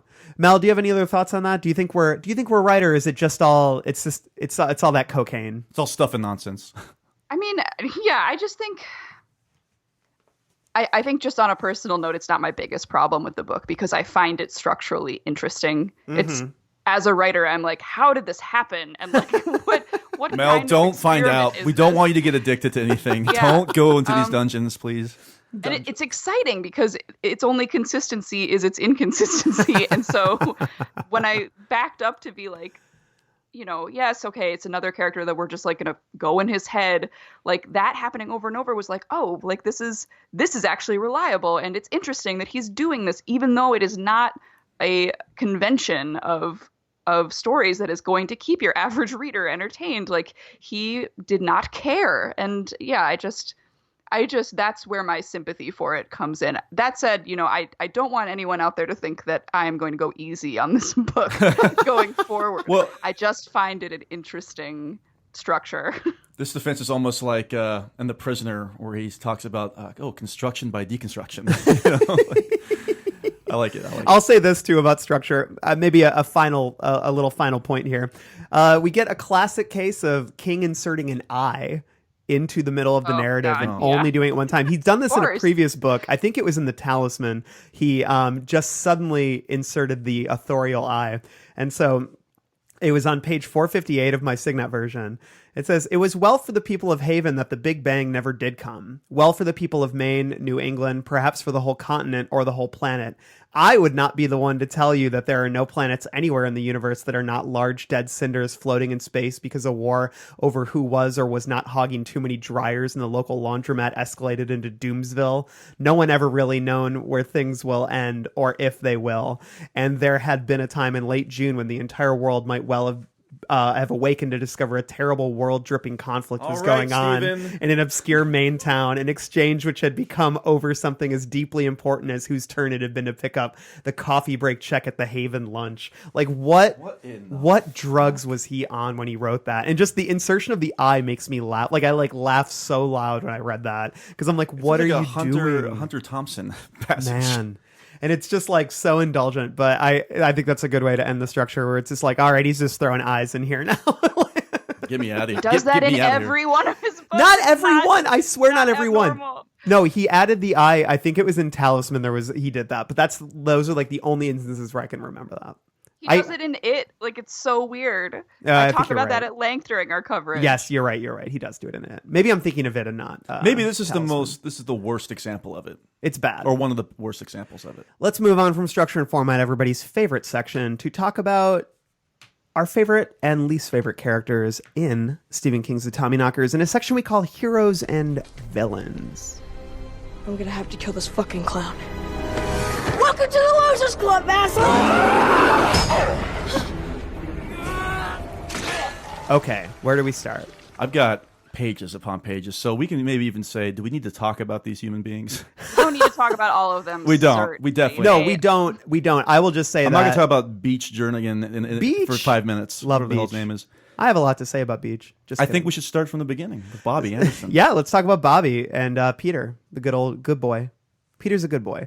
Mel, what do you, as a female writer yourself, what do you think about Bobby? I like Bobby a lot. I think probably my biggest beef with the book surrounds Bobby. I think she's done short shrift. King kind of becomes more interested in Guard, probably because Guard resembles more things that are familiar to him, even though he sucks as a human and as a character. And we lose the most interesting character because we don't get to see the interiority of her fight. We don't get to feel the stakes of her losing herself, because we see it all through fucking Guard, old Guard. And Good point. Exactly. I love Bobby. I wanted this book to be about Bobby. I was really, really intrigued by the opening section, and I love that she lives out there on her own and she writes these westerns, and she's so interesting, and then she is totally lost, and it feels sexist. I'm done. Well, I agree. I mean, we see her humanity, and we don't see the humanity in anybody else who becomes a Tommyknocker. Yeah. And I'm really invested in her and the dynamic between her and Guard, and that's kind of put aside after 100 pages. I mean, I might disagree with you there, but before we go there, I like what you said, Mel, about we don't get to watch Bobby struggle with her dehumanization. You know what I mean? And in fact, the value of her being lost is grounded in Guard as well. It's sad because he's losing Bobby. Like, I just ugh. I can understand that. Do you think if they had done a role reversal and it was Bobby, who was a traveling poet who comes back home to Haven where her old friend Guard is, and Guard is the one who is who trips over that quote unquote tin can in the forest, do you think that would have been a more interesting take, or do you think it's still? I don't think King is capable of doing that. I mean, yes, it would be better to be, but it would be so different. You'd get this great tension of like, oh, he's this teacher I admired, and like I always thought he'd do better, but now I can see he is totally deteriorating, and he's not as strong as I thought, and I in fact have to take up this mantle, even though I have my own vices. Like, yeah, that'd be great. I don't think King can do it. Like he loves Guard. Well, at least at this point, I think the reason he loves Guard is because he is Guard, you know? Definitely, like I think that maybe he even probably started this book being like, I'm going to write this book about Bobby, and then he's just like, man, the shit I'm working through right now, I need me in this book. I like the alcoholic writer. I'm going to follow him for a while. Well, of course, yeah. I mean, that was him at that time. That guy has got total beach privilege, though. That writer. Beach privilege? Yeah, my old favorite. Oh, I know what beach privilege is. Well, he's got some beach privilege. I think he's kind of like one of these guys that can probably go surfing whenever he wants. He comes from a wealthy family, that guy who kind of drags Guard down, right, on the book tour. Oh, yeah. That's what you're talking about, right, Mel? Well, no, I was talking about Guard. I was talking about Guard. Yeah, I know who you're talking about, though. I thought you were talking about somebody else, not Guard. No, we're talking about Guard, buddy. Oh, I thought you were being sarcastic. Yeah. We're talking about Guard because we were talking about Bobby. Oh, Yeah. no, I remember that jerky guy Yeah. on the book tour. The guy who takes enables him all the time. That guy apparently comes from great wealth. I thought that's who you were talking about. He's got beach privilege. He does have beach privilege. By the way, listeners, beach privilege was a thing that we read in an essay that was a real thing that somebody said. They were talking about modes of privilege and what was it? They were criticizing the Beach Boys because of beach privilege. Because they would sing songs about going to the beach and not everybody could go to the beach. Not everybody can go to the beach. We just thought that was funny. Yeah. Anyways, moving on. So, Bobby, I think Bobby is really fascinating, but the thing is, she's placed in the role of villain, and when we are introduced, and I think maybe that's why I'm so compelled by her, because we do meet her as a very interesting character who is likable and smart and industrious and capable, but then then suddenly she's turned on us. We're meant to see her as a villain. And maybe that's why I get so jarred by that moment in that chapter when suddenly we're in her head and we're basically hearing that she's going to kill him if he doesn't join her. It's very It's like Woman in the Fridge almost, innocent Bobby has to disappear so that Guard gets motivation. And then all we get is if you want to do Madonna and horror comparison, we lose all of the nuances that we get earlier on. Mm-hmm. Yeah, it's a comic book trope, right? Isn't that what that is? The woman in the fridge. Yeah, that's I think it's from The Flash. I don't remember. Someone will definitely correct me on our. I can tell you one person who won't correct page. you on that. Me. Wait, I think it's Green Lantern. when I hear a woman in the fridge, I think Punky Brewster. Do you remember that? Anyway, episode? he finds his girlfriend in the fridge, and that's what fuels his quest for justice and revenge. And she is a tool for motivating the dude, and it feels like that's what happens here. And it feels especially jarring and it rankles because of how well she is portrayed in the opening. I'm trying to think of other instances where King introduces us. The first character who King introduces us to ends up being the villain. I can think of The Shining, I guess. Mm-hmm. Yeah. Cujo. Cuj. I guess, right? Don't we meet Cujo in the first? No, we don't meet Cujo in the first chapter. It's the Donnas and the Trenton family, I guess. So, I guess in that respect, it's surprising that she becomes the villain, I guess. Yeah, I mean, I guess I'm drawn to the dynamic in maybe the same way that Mel was drawn to the structure, is that it just feels very kind of brazen and it feels very unpredictable. I wouldn't fully the fact that she kind of becomes the big bad, she's sort of the leader of everyone, to me is a really interesting twist. And I guess the reason that I'm really drawn to Guard is because I just feel like he's kind of a dope that wandered into all of this, and that there's nothing heroic about him. And even all of his success that he finds in sort of toppling this alien regime as it goes on, it kind of comes either because Ev Hillman is keeping him alive, and directing him towards how to save David and burn everything down and destroy everything, or the spirit of Bobby saves him in the end when he's driving towards the spaceship, and I feel like he's kind of that kind of dopey hero who. I'm trying to find the right phrasing for it, but I think just sort of that there's nothing all that noble about him. He's kind of a fool who in the end kind of saves the day. And there's something very appealing about that to me. But he's more than a fool. He's a wife shooting,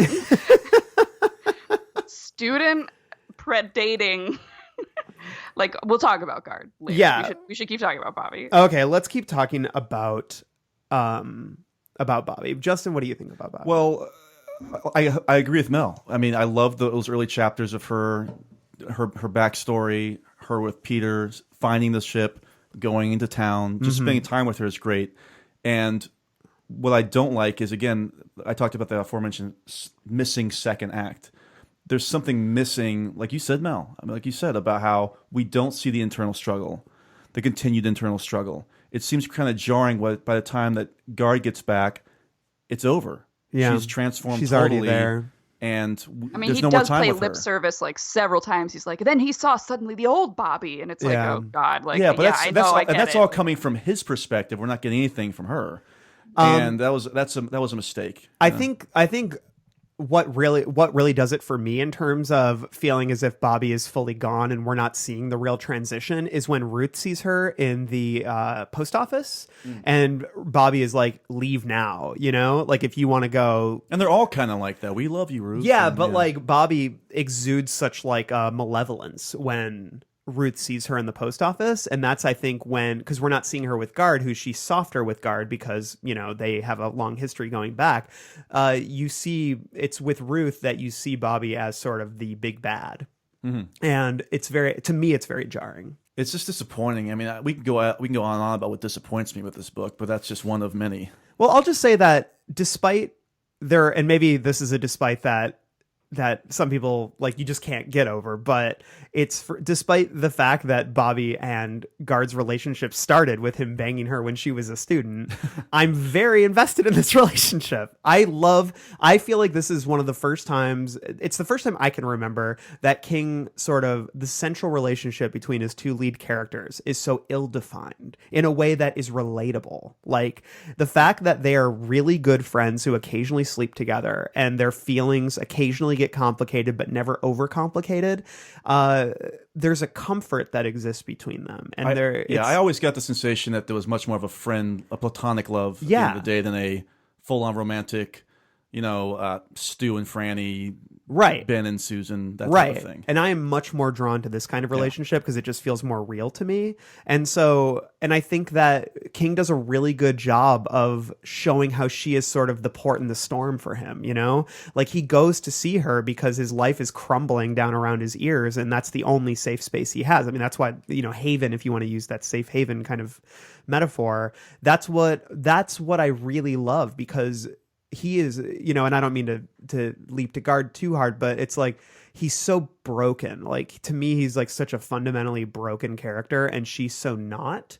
And I think that part of what I find compelling is like he trusts her so much as that port in the storm that he, and he's so broken that he's willing to just go along with the idea that she's digging up a spaceship.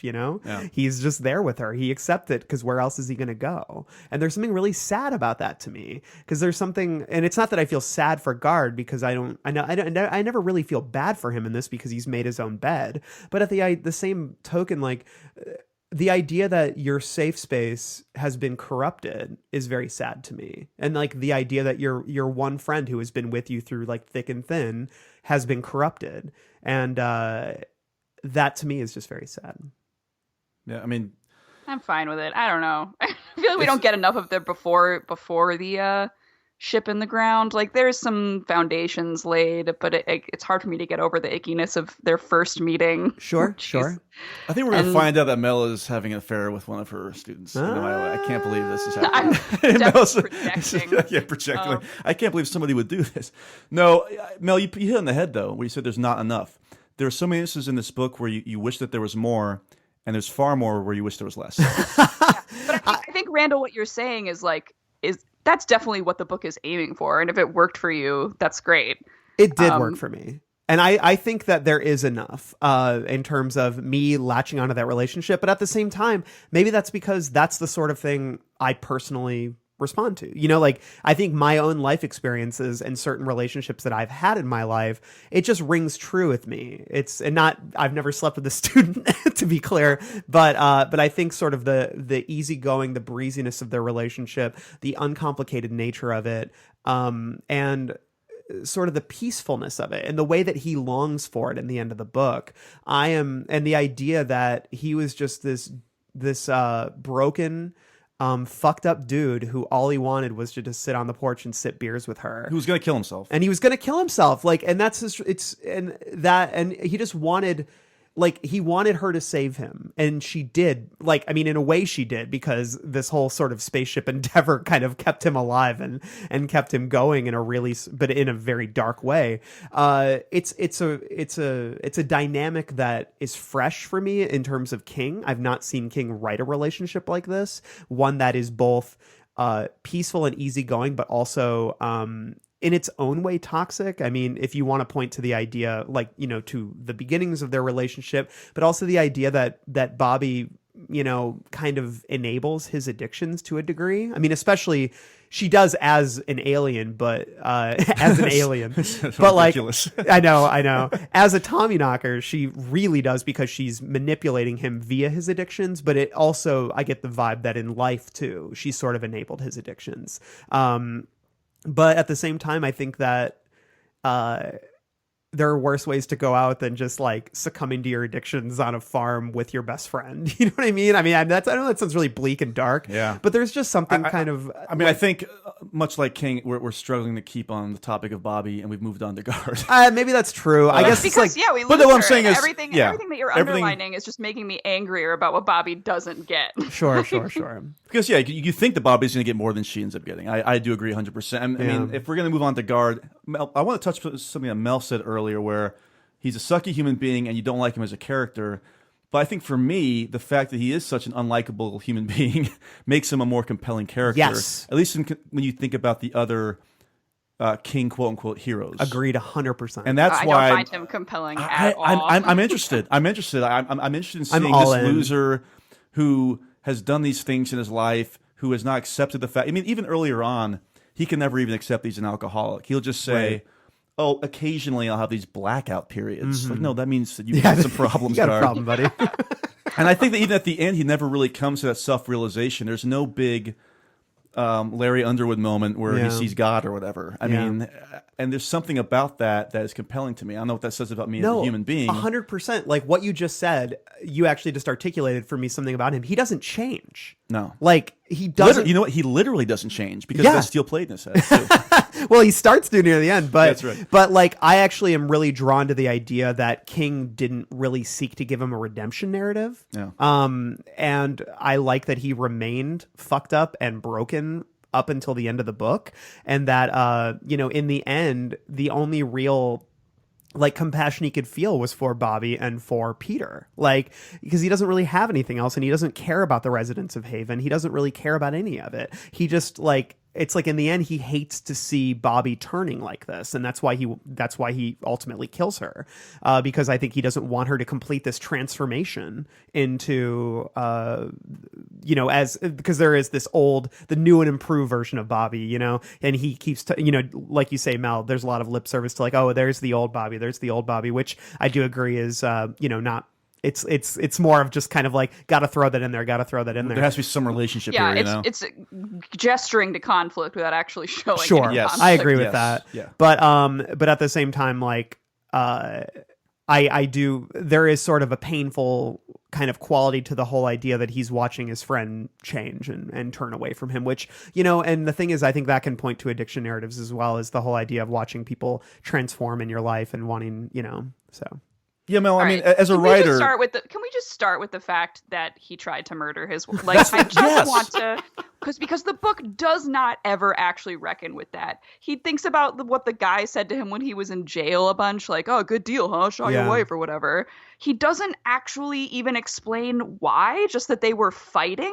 I think the And thing was he was never- in like a blackout period, right? Yeah. It wasn't. I think if it was, that's how it's explained away. Is that he was so drunk he couldn't even remember he really never doing has it. to wrestle with it, and that might be part of him being fucked up till the end. Only I do think that King is going extra hard for a satisfying anti-hero redemption arc here. I think this is like Walter White light. This is like he saves the things he cares about when before all he could think about was giving up. He saves this kid he doesn't care about because he has been awoken to some degree, but not enough of a degree where he's not relatable anymore. He's still a fuck up. And I know people like him, and they are just sad and not like I hate him so much. He tried to kill his wife. He tried to literally murder a woman, and this is glossed over with a casualness that borders to me on very offensive. He tried to kill a woman. Like I he understand shot that. a woman in the face. Yeah, and I totally see that, and Yeah. I do wish that he had reckoned with it. Like I wish that I mean, was like a you part said, of the they narrative. do keep bringing it up, but like you said, Mel, I don't think it's some guilt where it keeps getting brought up and he's reminded of it. I think it's more of shame. just- It's like he feels bad that he did this thing when he was blackout. Like poor me. Like it's. I don't like know if it's about- poor me. I think yeah. it's a deep shame that he feels, and it's part of what fuels his addiction. Yeah. I'm not justifying it in any way, shape, Well, or yeah, form. any listeners out there, if you do go out there and shoot your wife, I will never approve of this. Good deal, huh? By any means. Good Like, deal, this huh? is literally like it'd be one thing. I mean, I don't know. I'm trying to think of what would make it okay, but like he's an abusive alcoholic who tried to commit murder and slept with a student. Like you couldn't write this book today because it wouldn't get published because of those things. I understand and I think that. rightfully so. Like, But I it's think awful. for me, and I'm just gonna go with Justin here, and maybe this is the white dude in me, but it's like I don't mind watching that character in this story. I like seeing like what that kind of character does in this story. I do agree with you, Mel, that I don't think that there's a redemption narrative here. I would still push against that. I still think that whatever goodness is coming out of him is being yanked out of him to some degree by others. I say that I do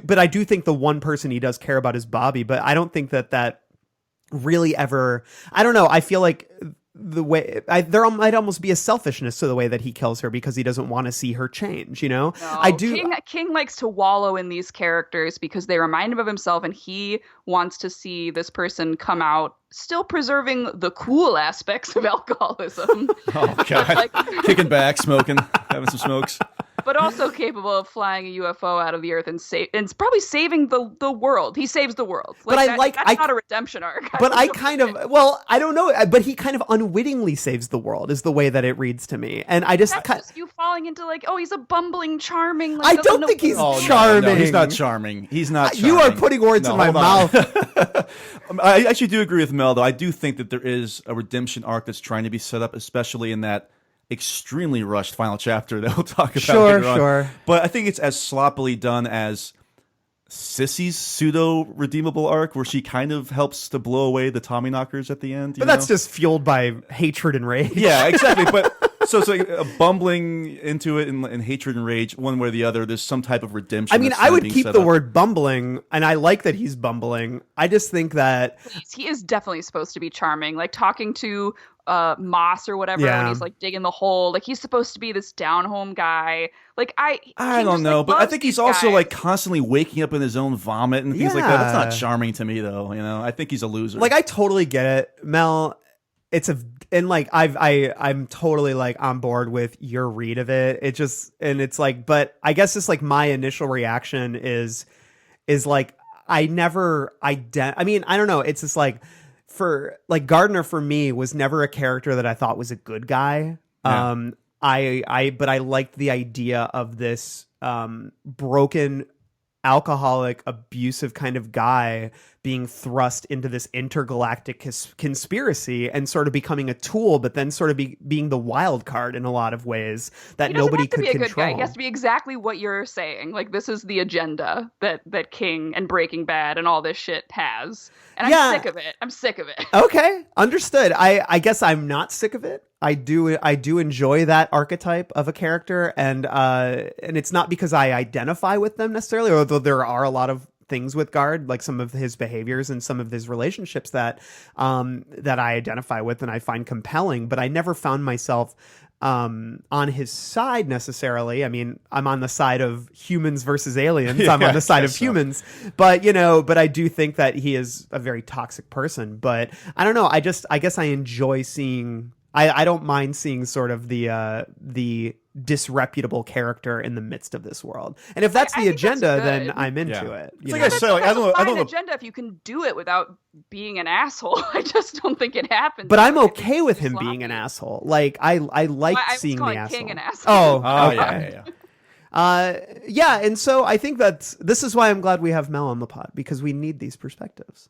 Well, yeah, I And think I everybody's wanna perspective is clarify very that, like, valid. I don't think anyone should ever be banned about writing about a murderous alcoholic versus aliens, where he's I think that's an interesting story. I don't think it succeeds here.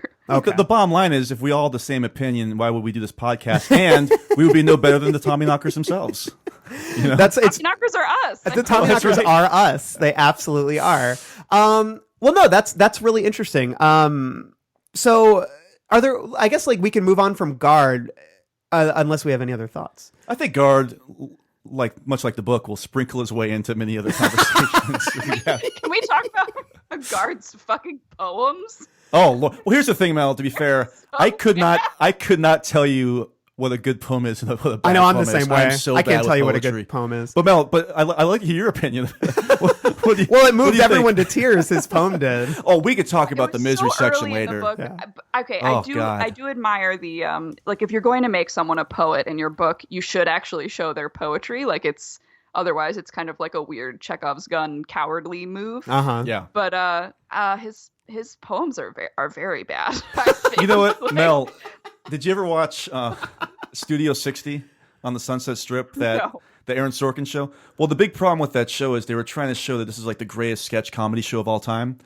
But then they would show the sketches in the show, Right. and they were painfully unfunny because they were done by non-comedians. Yeah. And it's the same thing here. I mean, King has definitely written poetry, but he's no poet laureate, I guess you would And let's say. not forget that Guard receives a standing ovation. Oh, I have got that. And people were crying. Yeah, that was Oh a bit my much. God. Oh, so bad. I was rolling. That's in my misery section. Yeah. Genius, like, ugh. I've got that in my misery section too, Mel. It's so bad. It's just like, I mean, I've been to some of these readings where people take things very seriously. Yeah. But never to the point I of go like, every week, never to the multiple times a point. week, and there is never a standing ovation my for God. prose, let alone poetry. Well, look, I think Jim Gardner's got everybody beat. He's Hey, his this own was worst enemy. this was the 80s. It was a different time. People are very much more forthcoming and crying and standing up and applauding.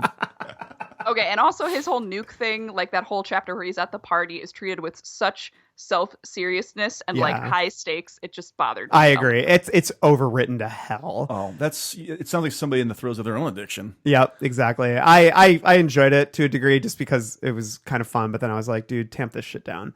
Other characters that we responded to. I'm Oh boy, well, huge. you hit on something very important there. Oh. Because you said other characters that we responded to. Yeah.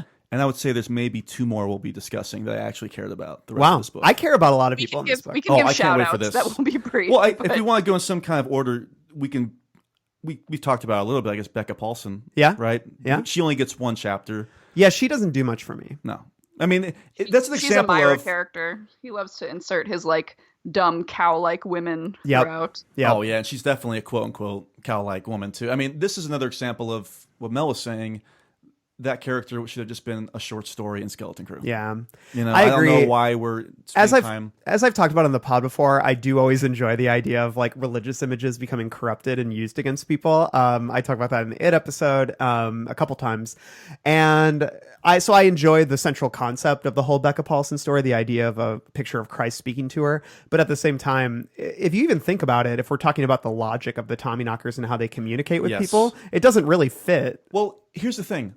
Why are the Tommyknockers trying to get certain people to kill other people? Yeah. That makes no sense to It me. doesn't make sense. Unless her mind was already leaning in that direction and that push inadvertently led to that. But I that thought it doesn't was like any make a sense. weapon, and then it just kind of. Oh, I mean, I guess that's And it. then But she kills But her. why was I don't know. It just felt like the Jesus was urging her towards an act of violence. You Yeah. know, which seemed weird. Again, we're asking some questions that nobody in the world has an answer to. Yeah, exactly. Like, Stephen, what was the motivation behind Becca trying to kill her husband? He would just say, "Can we talk about the dark half? Yeah. Can we move on?"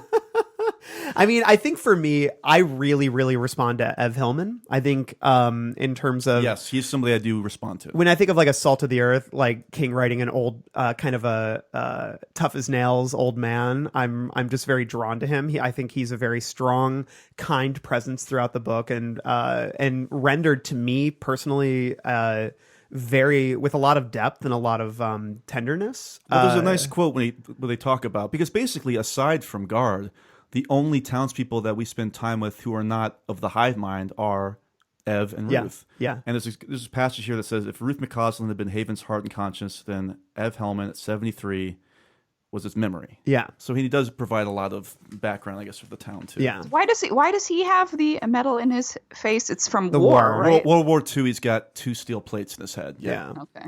Yeah, so I responded to that character a lot, and I think that he sort of serves as maybe, especially as the book gears into its second half, he's a real stabilizing presence, just in terms of he is so single-minded, is to save his grandson, and I feel like that's sort of a nice through line as we're leaping around between so many things. And he's such a grounded, stable character that, and he's just so likable. Like, I feel like King's gotten older, he's gotten worse at writing older people.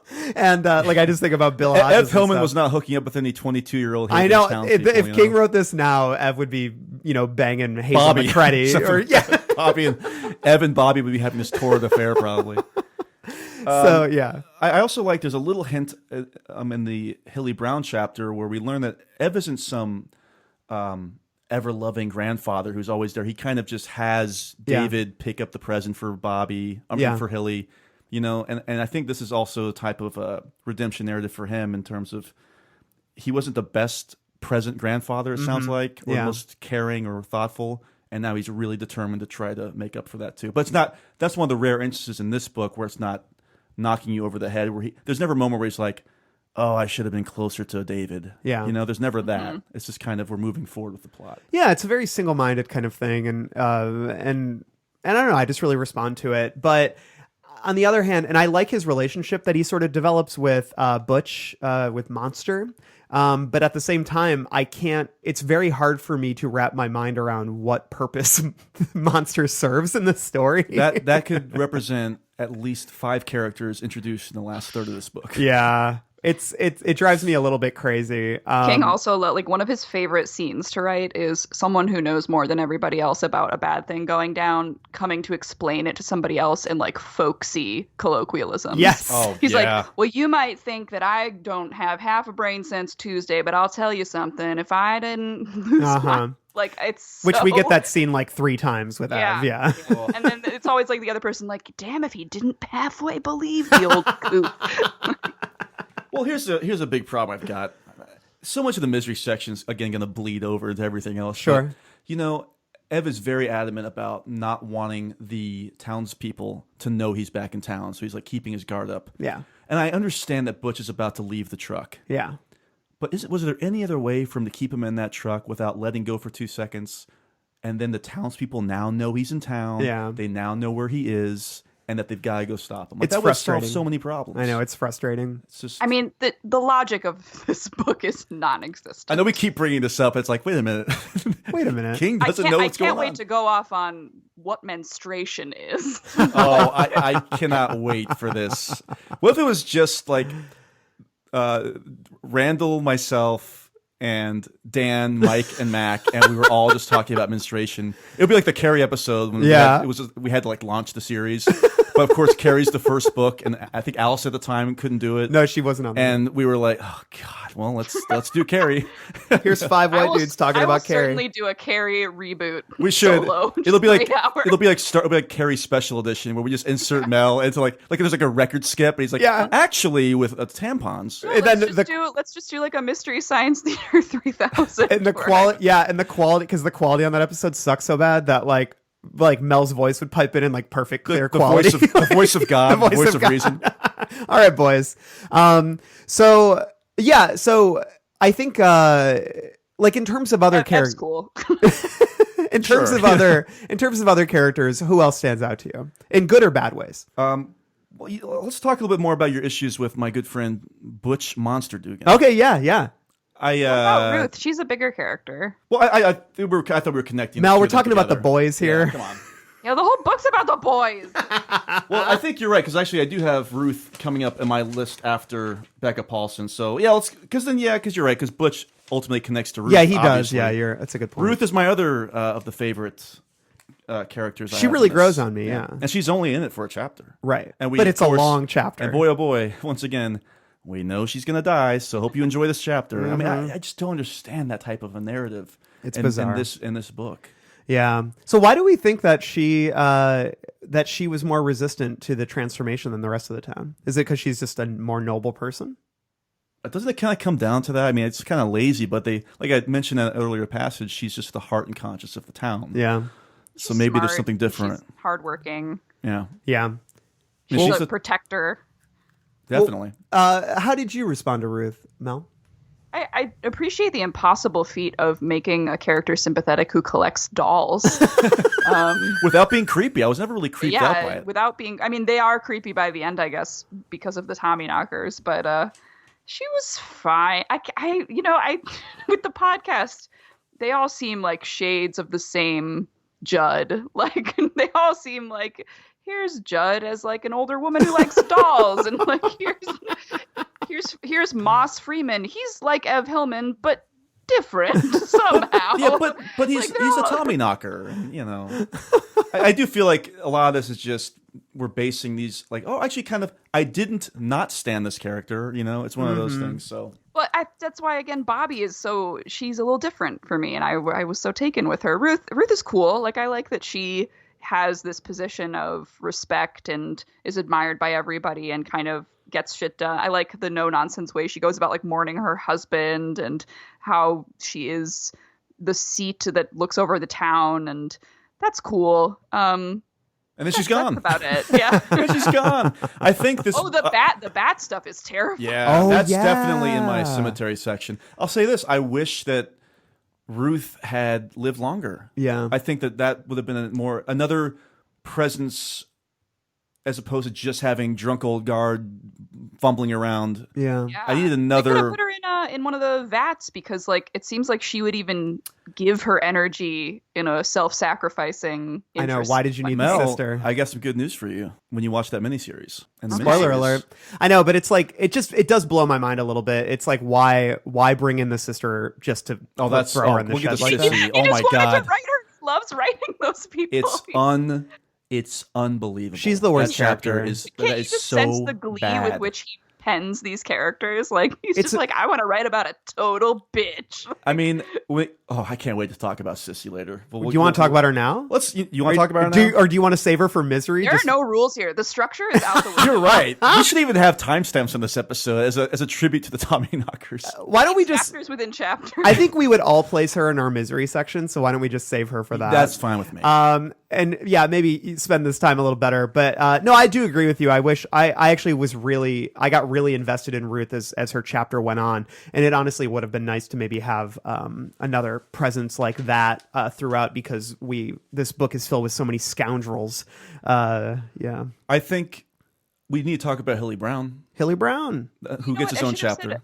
Melanie Ruth Castle, because it's my middle name. Anyway. Oh, it's so hard. There's so many names in this okay, book. David and Hilly. So here's the thing with Hilly yeah. that I think they're trying to say he has autism, and this is the late 80s, right?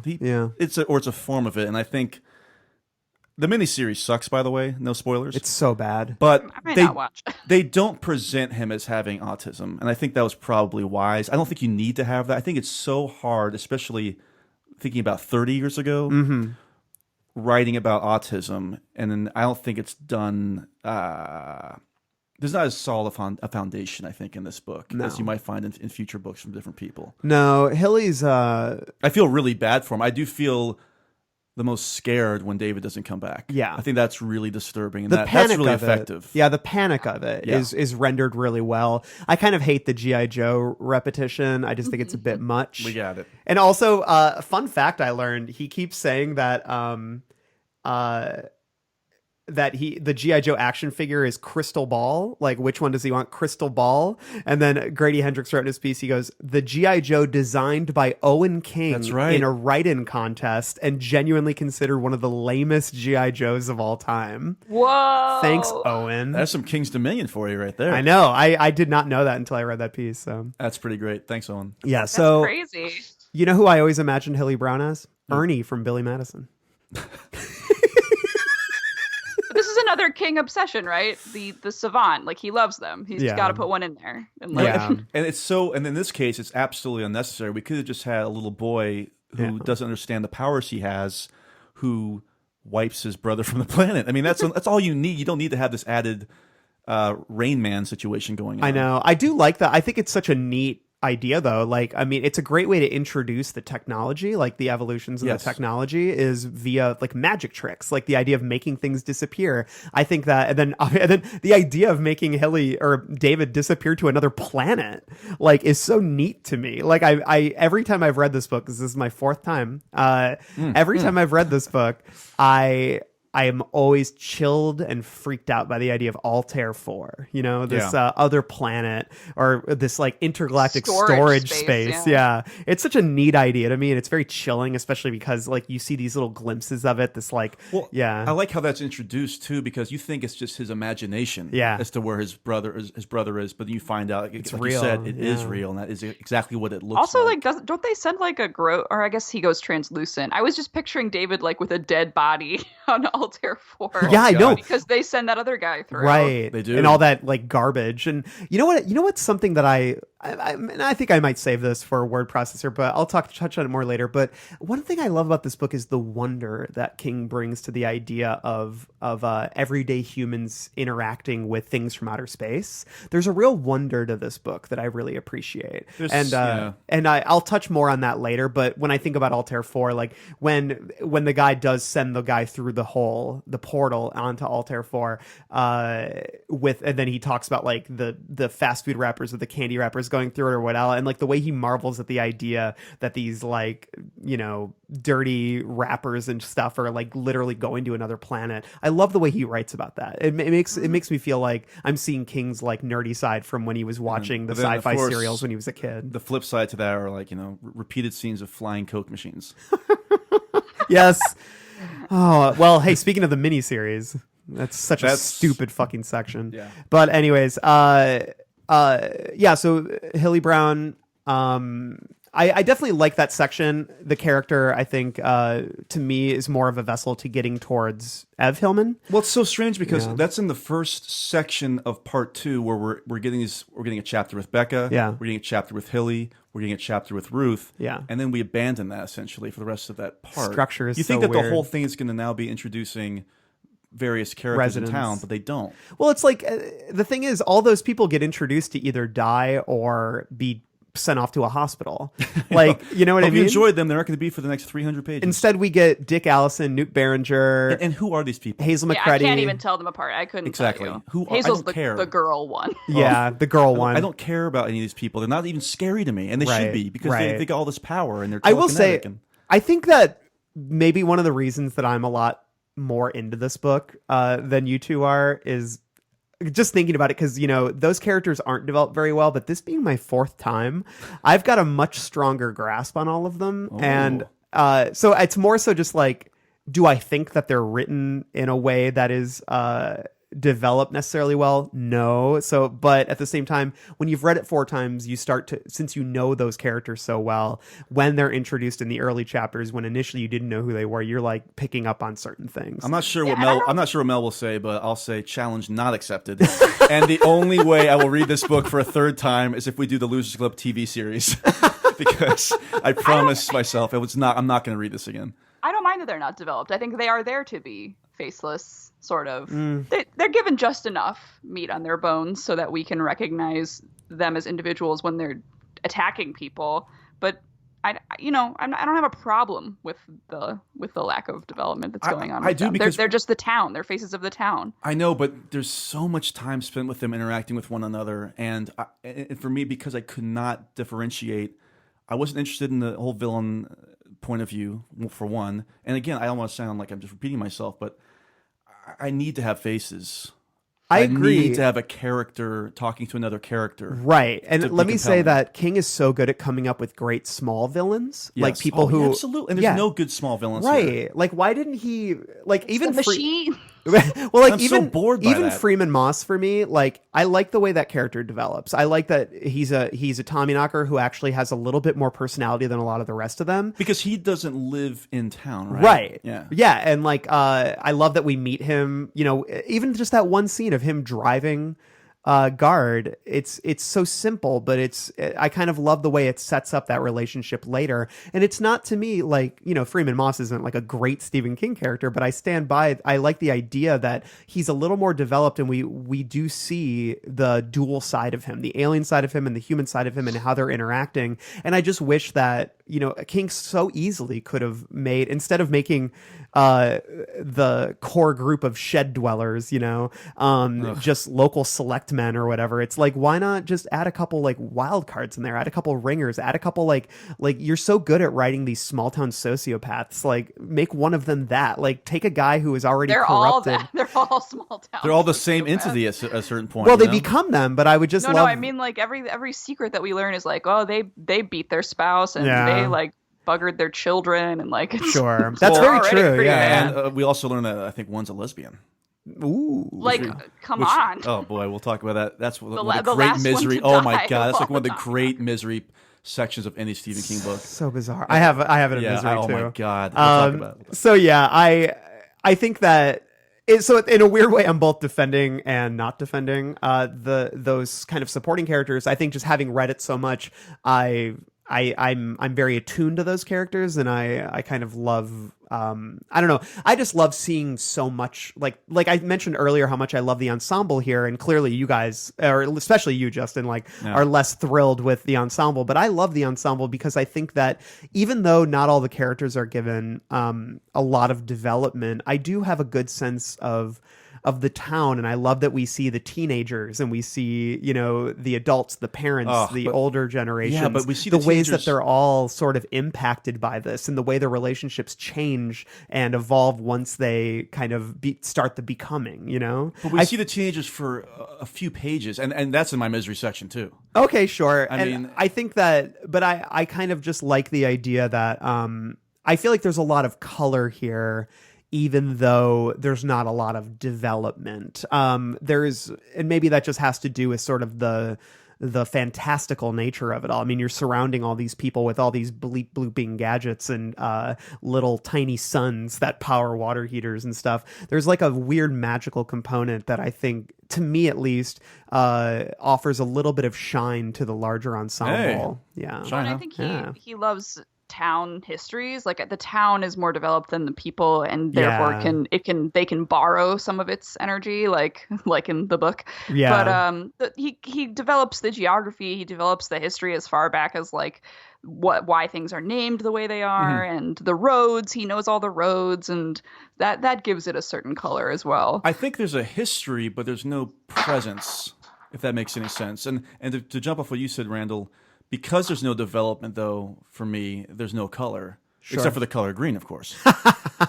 And that's just how I feel about it. Yeah, I get that. But I agree with you too, Mel. I'm glad you brought up sort of the geography of it all. I think that's I can see this town maybe even more clear than I can see Derry, Yeah, I know where I am. Yeah. I'll say that. I think whereas the denizens of Derry are drawn a lot clearer, I think the town of Haven is drawn much clearer here, and that's something I find very interesting. So yeah, I don't know. Any other characters that come to mind?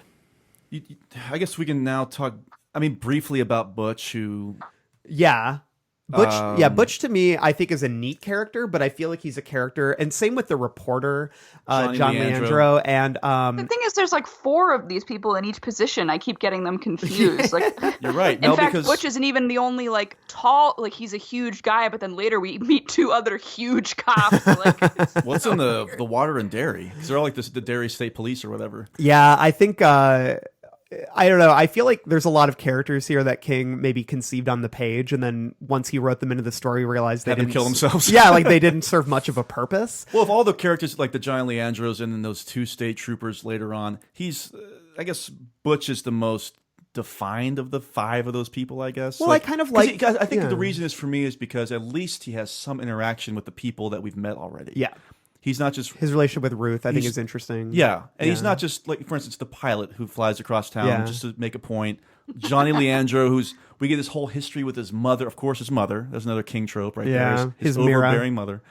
And I don't care about those characters, but at least I'm not rolling my eyes at the involvement of Monster Dugan. There's some intensity there about them going back into town and being the only outside presence that could possibly back up what this this old man Yeah. is saying, because nobody Yeah. believes him, but they'll believe a trusted person and monster. Right. But that sucks because then he just kills I himself. know. It's over. It's just annoying. It's like, and maybe I don't know. It's there are a lot of moments of wasted potential and wasted opportunity in this book, which is so bizarre because it's so long. But you just needed more present protagonists, if you want to call Guard a protagonist, than we get, because we really only have Guard throughout the entire thing, because even Ev is gone before part 3. I know. And it's like these characters just come and go. I mean, and Ev obviously plays a big part in the latter, pages of the book, but even then, he's buried in a wad of green gel, and it's like, and it's just unfortunate. And so I don't know. The thing is though, for all these criticisms, and I agree with everything you guys are saying, I don't know. There's a looniness to that ensemble, and I kind of love the way that the final act of this book leaps between so many different people, and it just kind of, and like by the time you've got Nancy Voss on a motorcycle holding a ray gun, I'm into it. I'm like so on board with it. Here's the great thing. I am totally out at that point. Yeah. And if anything, I'm like, this should be such an amazing section, but I'm so finished with this book at this point where nothing is compelling to me anymore. Yeah. And I should be having the time of my life with these small town folk with this alien technology blowing people away or fumbling around, but I just don't care about who lives and dies at this point. Because obviously I'm pretty sure it's Guard in that fucking spaceship, so I'm pretty sure he's going to make it to that spaceship. But the world is at stake. You could die. Oh, God. I don't know. I'm on board. Loony is a great word for the whole book. It is. I don't know. I'm somebody in an asylum. Like after once they get to the hatch, in my mind, I think the book from that point on is exhilarating. Oh, I cannot wait to get to the misery section then, because I think it's bad. Because I think it's bad. Is it time to get to the misery section? Do we have any other character thoughts? Let's finally start disparaging this book. What do you say, Mel? Yeah, I mean, we've played it pretty close to the chest. Yeah. Peter is a perfect boy. Oh yeah, Peter's a perfect boy. We should mention Peter briefly. I guess. Oh, he's such a good pupper. He didn't ask for this. I talk about this all the time. I think dogs stay innocent forever of all the creatures on this planet, so it's the hardest to see him just kind of swimming forever. And King is so mean to dogs. Wondering why Bobby's done this to him, I can't believe I'm on this podcast because he is so mean to dogs. And he loves Molly. Yeah, but then how can he write that scene in Needful Things? Because it makes you feel something. No spoilers. I haven't read it. Okay, well, there's a dog scene in Needful Things. There's a dog that gets petted. It gets petted. Just really kind of roughly. Very roughly. I use pet as a past tense. Hey, let's just say the dog doesn't like this pet. Thinking about that makes me miserable. So it's time to head to misery. She died. She just slipped away. Slipped away! Slipped away! She didn't just slip away! You did it! You did it! You did it! You did it! You did it! You murdered my misery! Annie! All right. Let me get my notes. So let's unfurl some notes. I have plenty of misery, but I would love to hear Mel's number one misery. What is the one moment maybe that really drove you up the wall? Oh, God. One moment? I mean, I really just want to talk about the period stuff. Then do it. Yeah, that's what I'm saying. I love how there's a point where King is even like in Bobby's head being like, she knew how menstruation worked. This is what it means to menstruate. Like, your body is preparing you to get pregnant, and then you don't have the baby. And it's like, okay, yes, that's technically true. Where was Tabby throughout all this? Couldn't Tabby have been like, Maybe they were fighting. Maybe. But like, this is so clearly wrapped up in some outdated mysticism about like being near the magic ship that is so magic that you expel your uterine lining in an endless supply. Yeah, the young women don't ever stop. Even the women who are in menopause come out of menopause to shed their uterine lining in the face of the ship. I'll say this. I've been alive for a while, and I still don't quite know how the human body works, male or female for that matter. how much blood can you really lose? Like, Well, they're losing a lot Guard of makes a blood. joke about that near the end because he Yeah. keeps vomiting up blood, and at one point he goes like, "How much blood is in the human body?" It's like an old SNL sketch with Guard later on, like the fake vomit coming out of the wrist. Yes. But yeah, so go ahead, Mel. Quite a lot, but like unless you have a condition, and like people with extremely heavy flows for whatever reason, sometimes they get anemic and they have to remedy that, and it just smacks of so much like women of the moon, of the spaceship bullshit. Like, why there's that scene where the kid starts bleeding from his rectum, like what much later in the book. Yeah, which, when they're like, driving, why the yeah. fuck wouldn't that be happening? Like, I it makes don't know. no sense. Like your uterus would like prolapse or like some Ugh. like you just can't. It doesn't. And there's even another part where she's like, Bobby's periods usually only stayed for like 3 days, which like no. Like, Well, it was yeah. Mel, it was a different time. We don't, It was a different time, Mel. that's the great excuse. It was a different time. some people that is true, but he makes these generalities that He probably just shouted out from the typewriter, "Tabby, how long do they last?" She's like, 3 I days? just love that he's like, how can I convey that this ship has like a power? Sure. Or there's like a woman working on it, and like, what do women do when faced with some sort of mystical power? They bleed from their vaginas profusely forever. It never stops. Well, you learn something every day. That great scene where like they're out of pads and tampons at the department store, and he's like, "Oh, we need to get a new shipment in. It's coming Tuesday." Or something. It reminded me of the Sponge episode in Seinfeld where Yeah. everyone's desperately looking for the sponge. It's too bad because I really do enjoy the Cronenbergian physical body horror of like what this ship does to people. I think the teeth is really freaky. Yeah. I think the transparent skin is really freaky, Yeah. and so it's definitely sticks out to me as just a very miserable part of the book. What do you think about like Bobby's like vagina tentacles? Love it. I mean, Oh yeah, I'm all in on that. I'm all in. Because It's I in think my they even cemetery. say at one point that they're all going to look the same. So I think they would all have that type of tentacle. Well, yeah, too. gender. They say they become genderless. Yeah. Yeah. I sort of wish there was more follow through on that. Like, it's not mentioned when they find the dead Tommyknockers. Right. I mean, I think it's ridiculous when we'll probably get there when she like thrusts her hips at Anne or Ooh. whatever. Mel, I have a And question. Yeah. Do you think maybe if they had cut out like 40 pages of digging, they could have found some space for some more monster activity? Look, there could have been why do you know when Bobby comes out and they fuck and she's like, it's like gotta be the last time, like what is unsaid is because I'm growing tentacles out of my vagina. They should have Like, why- included that why in that. stop? Yes. Like, come on. Yeah, that's. I whole love that physics section. It's so theories about grotesque and fascinating. Justo, what made you miserable? I have like 15 things here, so let me see. Which is the best. I'll talk about some things that we haven't maybe talked about yet. Yeah. Um, Here, while you're doing that, you go look, and I'll I'll just mark some say stuff down. this is just a section that made me groan when I was reading it. The pilot Bailey, the guy who crashes over the town, he had this writing to me was smacked of like, dude, edit this shit.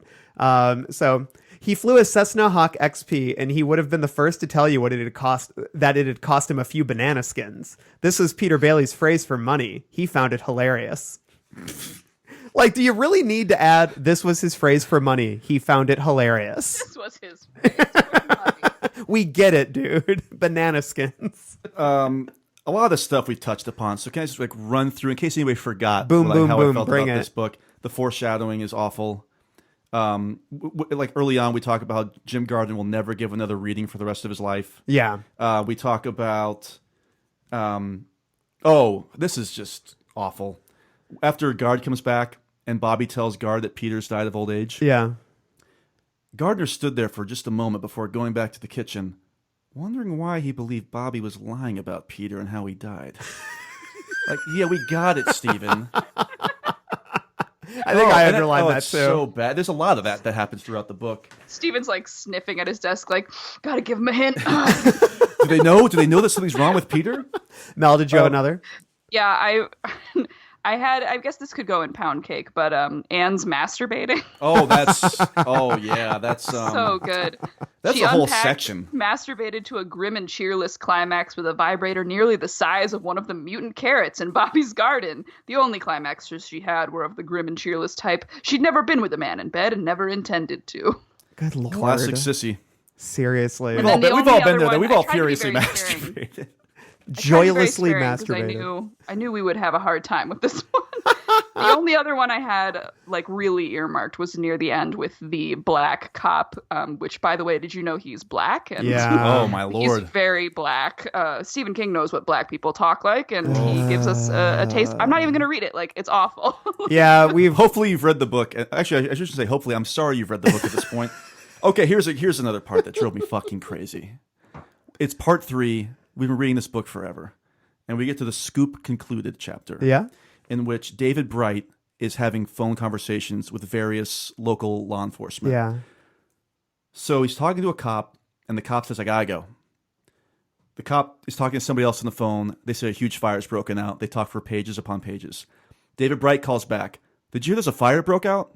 It's like, wait, I don't need the minutia of David Bright from the Dead Zone trying to get back into figuring out what's happening in Derry. I'm sorry, in Haven. We, the reader, know. I don't care about other people finding out. This is the kind of thing that would show up in other books in the epilogue. That would be a paragraph long. Mm-hmm. An investigator found out about this, started reaching out to local law enforcement. That's when the ball got rolling.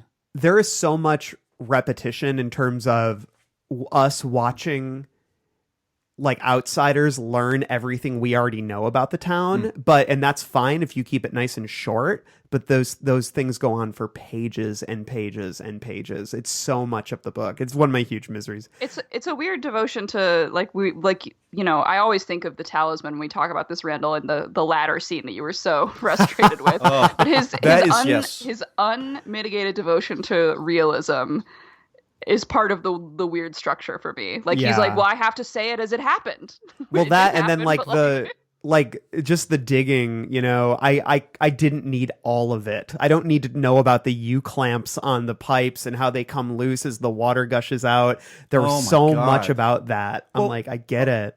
I don't want to jump to the end, but it takes so much time to figure out how to get all this dirt lifted up off the ground to get this ship done. Yeah. And all Guard has to do to fly out an ancient alien ship is to put on some headphones. Once he gets down there, I agree. Peter. I agree, Watson. Oh, I'm sorry, Peter. That is the laziest exit strategy I can remember from any King book. It's such a letdown. There's just no conflict at that point. Hey, I mean, I know the physical parts. He's been shot. He's broken his kneecap or whatever. But the fact that all you have to do is put on these headphones to get out of there is just... Publication was looming. I felt like King was just ready to get done with this book. Stephen, we got to get the marketing out. Just get me out of here. We talked about... Put some headphones in the ship. It's fine. Yeah, get them out of there, just like the shed. Oh, like Mel, you talked about this earlier. We know that there's a ship taking off. Oh, yeah. But we still have 5 more chapters left? And that's Or like a that's long that guy, chapter? the other guy with a fucking steel plate in his head who drives in to watch the fire and then just gets killed. I hate that character. Why is he here? Stephen King has a fascination with firebugs. He just Yes. likes men that are obsessed with fire. There's the foreshadowing is out of control. Hilly did his only trick exactly 1 week before the Haven Town Hall blew up. Why are you telling us that? Why? Why are you telling us that this Stop is it. 2 chapters ahead of time? He has to remind himself. Yes, seriously, it's how he stays on track. He said there's a lot of scratch offs, I guess. I'll save the last misery because it's the last thing in the main structure of the book for last. Does anybody have anything else in particular? Wait, I want to talk about when the army is going into town. Is that what you're referencing in the epilogue? Go ahead. I find this so funny. And I still, I remember this from when I was a kid. They're talking about some of the Tommyknockers that were, fighting back against the army when they were coming in and, killing people. So, Justin Hurd shot a fat army sergeant with a kid's Daisy air rifle that squirted green fire. The fat sergeant exploded. the fat sergeant. That string of words that reminds me of is something. one of my favorite things. Speaking of fat, of course, we're coming through Guard's perspective, but still. Yeah. Right?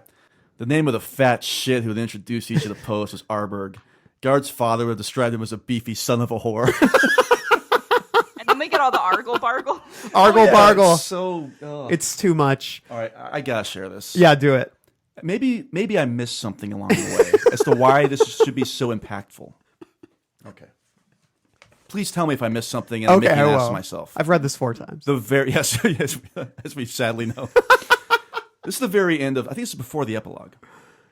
The last survivor was Alice Kimball, the school teacher who was a lesbian. A fact Becca Paulson had learned from Jesus one hot day in July. She died on October 31st. Halloween. What? The dot, Halloween. dot, dot. Halloween. What? What? Yeah. That's presented as such a reveal to put in Halloween. I don't What? get it. I don't get it. Well, he is so in love with the one-liner chapter closes that it feels like at that point he's like, well, I started a pattern and I have to end it with something like of ill portent, and he he keeps repeating these weird one-liners. Some of them are actually the same. Like he does, like they were coming, the Tommyknockers were coming, like 7 times in that ending section. But at least that makes sense because the Tommyknockers who have been a threat throughout the entire book are indeed coming. Yeah. Where's Halloween tie into the rest of this story? And why is it so foreboding and eerie? He's got to get that like CSI, is it Miami? Like you can picture him doing the thing at the end of each chapter. It's like what he didn't know was that. It's so lame. And again, all my other grievances we've talked about. I think we've all talked about because I think we do share a lot of. Oh wait, do we want to talk about Anne? Oh, do you want to talk about her in this chapter? Yeah. Let's go ahead and we talked about her masturbation, but no, this is a trope that, being on this podcast, reading Stephen King's work from the beginning, moving through book by book. God damn, it's like this whole writing the cold, bitchy woman character, the joyless, mean, vindictive woman character. It starts with Guard's hookup, his not his agent, but the woman who arranges. Yeah, McCardle. Yeah. Yeah, there's a lot of cold bitches in this book. Oh yeah. There's a lot of fat son of whores. Fat and then sons there's of a lot whores. Of fat. Let's just tick off some of Sissy's attributes. Ugh. We'll say attributes. She, in addition to being evil incarnate and obviously furiously masturbating, which doesn't necessarily mean you're a bad person, I guess. Well, if you're joylessly masturbating, maybe. Maybe you're just sad. I don't know. Not that I'd ever do any of that. Here's the thing. She also snorts like amphetamines too. She's of course like a raging drug addict or just goes crazy on drugs. The worst example of this, the most generic base level writing, is when her father dies and she insists on a pine box, cheapest one you've got. Yeah. We got it. You're an awful character. Now you're getting like the cheapest coffin for your father. She basically is domineering. What is the story with her dental issues and how she kind of enjoys having her bad teeth because she grinds her teeth? She grinds them, yeah. And that's, of course, how she's able to kind of get into town briefly because of all the metal fillings. I've got a passage here that she says to the airline attendant, if I could read it. Bring it. This is so bad. Well, I'll tell you, babe, I'm hot. My pits stink because the plane was late leaving the garbage and even later leaving Logan. The air was bumpy and I hate to fly. The trainee they sent back to livestock class spilled someone's screwdriver all over me, and I've got orange juice drying to a fine crack glaze all over my arm. My panties are sticking in the crack of my ass, and this little town looks like a pimple on the cock of New England. Other questions? Other questions? David S. Pumpkin. Exactly. Exactly. Maybe that's why he talked about Halloween at the end, because of the pumpkins. Question? And so, any questions? And we know that Sissy's going to figure into this story at one point, but we just figure she's a human. No, she's a witch. She's an actual witch, really, which they make clear. Yeah, which is what Guard Sissy keeps of the saying. Coos over here. That's so bizarre the way that Guard keeps saying that at the end. He's like, Bobby's sister is a witch, is an actual witch. So he might, I wondered, did he want to shoehorn a weird, supernatural influencer in here? It's so weird. And then, so of course, she's basically just presented in that one chapter to end up in the shed. Yeah. That's it. Yeah. You could have easily taken out this entire chapter. Yep.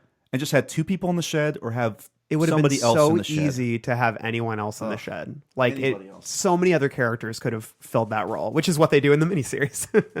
But yeah, so I think that's a good one to end on misery wise. Mel, you have anything else?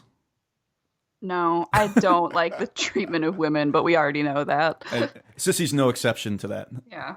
Then I hear them cemetery gates creaking. It's time to go up to the cemetery. What's the bottom of the truth? Well, sometimes that is better. The person you put up there ain't the person that comes back. It may look like that person, but it ain't that person. Because whatever lives in the ground beyond that cemetery ain't human at all. Aha, the cemetery. Nice to see you again. This is the section. I just always try to come up with the stupidest ways to intro these things. Hello. No, this is the cemetery. This is the section where we talk about the things that kind of maybe freaked us out a little bit. I gotta be honest. I have a few. I do too. I mean, But I'm going to start with one that maybe isn't traditional, but it just got under my skin because it points to just sort of a long lingering fear that I have. Page 194, the Signet edition. And yet here was the thing. It had been here all the while as centuries passed above it like minutes. A line from Genesis suddenly occurred to him, making him shiver as if a cold wind had blown past. There were giants in the earth in those days. And I just love, I feel like we've talked about this, Mel. I'm very intimidated by size. Yeah, megalophobia. Yeah, like very, very large things. my apologies. LOL. So, I'm tall. That's what I was really getting for. yeah. Jesus, everybody calm down. Hey, this is How about that, crass? This is a pound cake crew here. We're going there. No, I think but just even the concept in general of how large the ship actually is as they keep digging it is, very freaky to me. And just that concept, the idea of there were giants in those days, the idea of giants in general is very spooky to me. So, what else do you guys have? Mel, you want to go? Do you have anything? Teeth falling out scares me no matter when or how it's happening. I have that dream that Bobby has yes. initially all the time when my teeth are falling out. Mel, I do And too. It's so scary and I hate it. And every time now, since I have the dream so often, in the dream I will be like, and this time it's not a dream. This time it's definitely real. It's definitely happening. I always, when that happens to me in my dreams, I find myself smacking myself until I wake up. Like it feels that real where I'm just trying to convince myself it's not. It's so that means something. Isn't that supposed to mean something if your teeth are falling out? Is it stress or is it something? Oh, I think it's when you're sexually frustrated. Oh, well, there you go. No, I think it's anxiety. Yeah, I think Is it's it? anxiety. I thought it was. It might have been sexual. No, that's if in you're having nature. sex in your dream and your teeth start falling out. Which, hey, it's happened to the best of us. Yeah, boy. I've got something here. Yeah, though. bring it. I think that part where Guard shows up back at Haven for the first time and is kind of half asleep, and Bobby sits up, and the green light comes out of her eyes. Yeah, that's a great image. There's a lot of good imagery in this, and the same thing with when Bobby sees Peter and his one good eye is glowing green. Right. That stuff is disturbing to me. I think it comes off pretty well. The same part with Peter, but it was when he's at the vet. I guess that's not the same part, but when she sees hatred in his eyes for her, that was very scary to me. Yes, I agree. That's like the one thing in your life that you know is not going to hate you, and then she sees him go crazy. I thought about you, Mel, because of course you used to work at a vet's office. Did you ever have an experience like that where a dog would come in and for some reason everybody would lose their mind? No, but I did have vets talk to me about like connections between animals, particularly during euthanasia that like humans don't really appreciate or know about. Wow. So there's some believers. That's really sad. So it was meant to be like a good thing. Like the dogs, they kind of like know what's going on. Yeah, but anyway. you have to remind me that the dogs are dying and that dogs eventually die. And that's very sad. No, stop it. Shut up. Peter's little legs. Oh, Jesus. I have one, 275, 276. This is kind of the first glimpse we get of Altair 4, and it freaks me out. His last coherent thought before the panic descended like a pall or a morning veil was actually a mental image. He saw David lying in the middle of some weird, inimical landscape. It looked like the surface of a harsh, dead world. The gray earth was dry and cold. Cracks gaped like dead reptilian mouths. They went zigzagging away in every direction.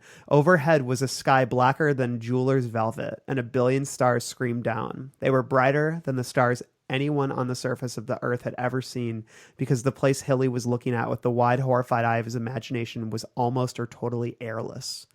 And I just love that David's wearing a shirt that says, "They call me Dr. I have that Love." right there too. He's a little Beach Boys fan. He's a little beach boy. He's got beach privilege. He's got beach priv, yeah.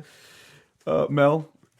I like all the body horror stuff, but there's a moment near the end on 376 of the Putnam edition when Dick Allison, he pressed the tips of his fingers against the shelf of bone over his eyebrows and saw faint finger indentations when he took them away. They were like finger marks in hard wax, right down to the discernible loops and swirls of his fingertips sunk into the livid skin. Looking at that made him feel sick. Like their skin is softer and like malleable now, and when he sees the dark shadow of his tongue through his cheek, like that shit is sick. I love translucent horror like that too. To bounce off that, Mel, when Newt is talking about his early transformation, or King is, I guess, a person could get used to damn near anything. A tentacle white at its tip, then shading to rose, and finally to a dark blood red as it thickened toward Thesis. Newt Behringer only tucked it absently back in and went on trying to get his dead wife's makeup to spread evenly on his disappearing face. Yeah. And I can, that's so gross. And I can pivot to two things there.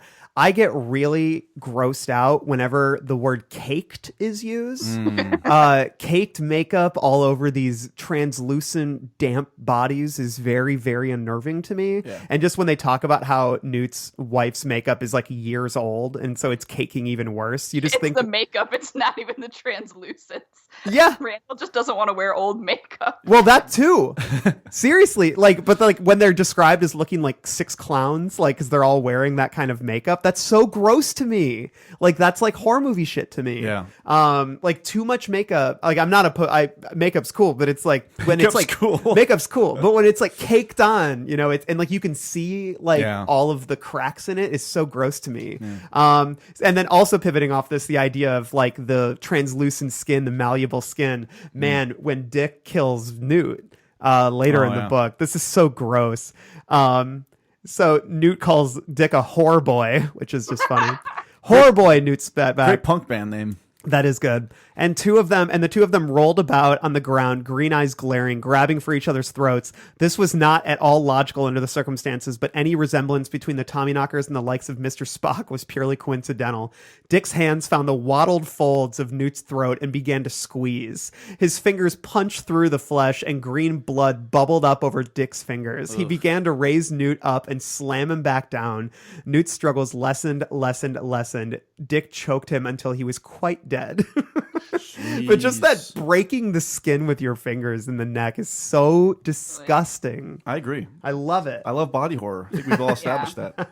Like when Hazel's brain blows out through the other side of her head. Oh, yes. I wrote that down. I got to read that. There's a lot of instances here of people catching fire or being electrocuted and their eyeballs exploding. That is also horrifying. Yeah, a lot of eyeball rupturing. Yeah. This shit gets gruesome, man. This book, and like the way he kills Leandro too, is like so visceral and gruesome. But I got to read the Hazel thing because it's so gross. Yeah. I remember this when I was so young and I read this. This was one of the most like graphic depictions of like gore, like what's the word I'm looking for? Like magical gore that I had ever read.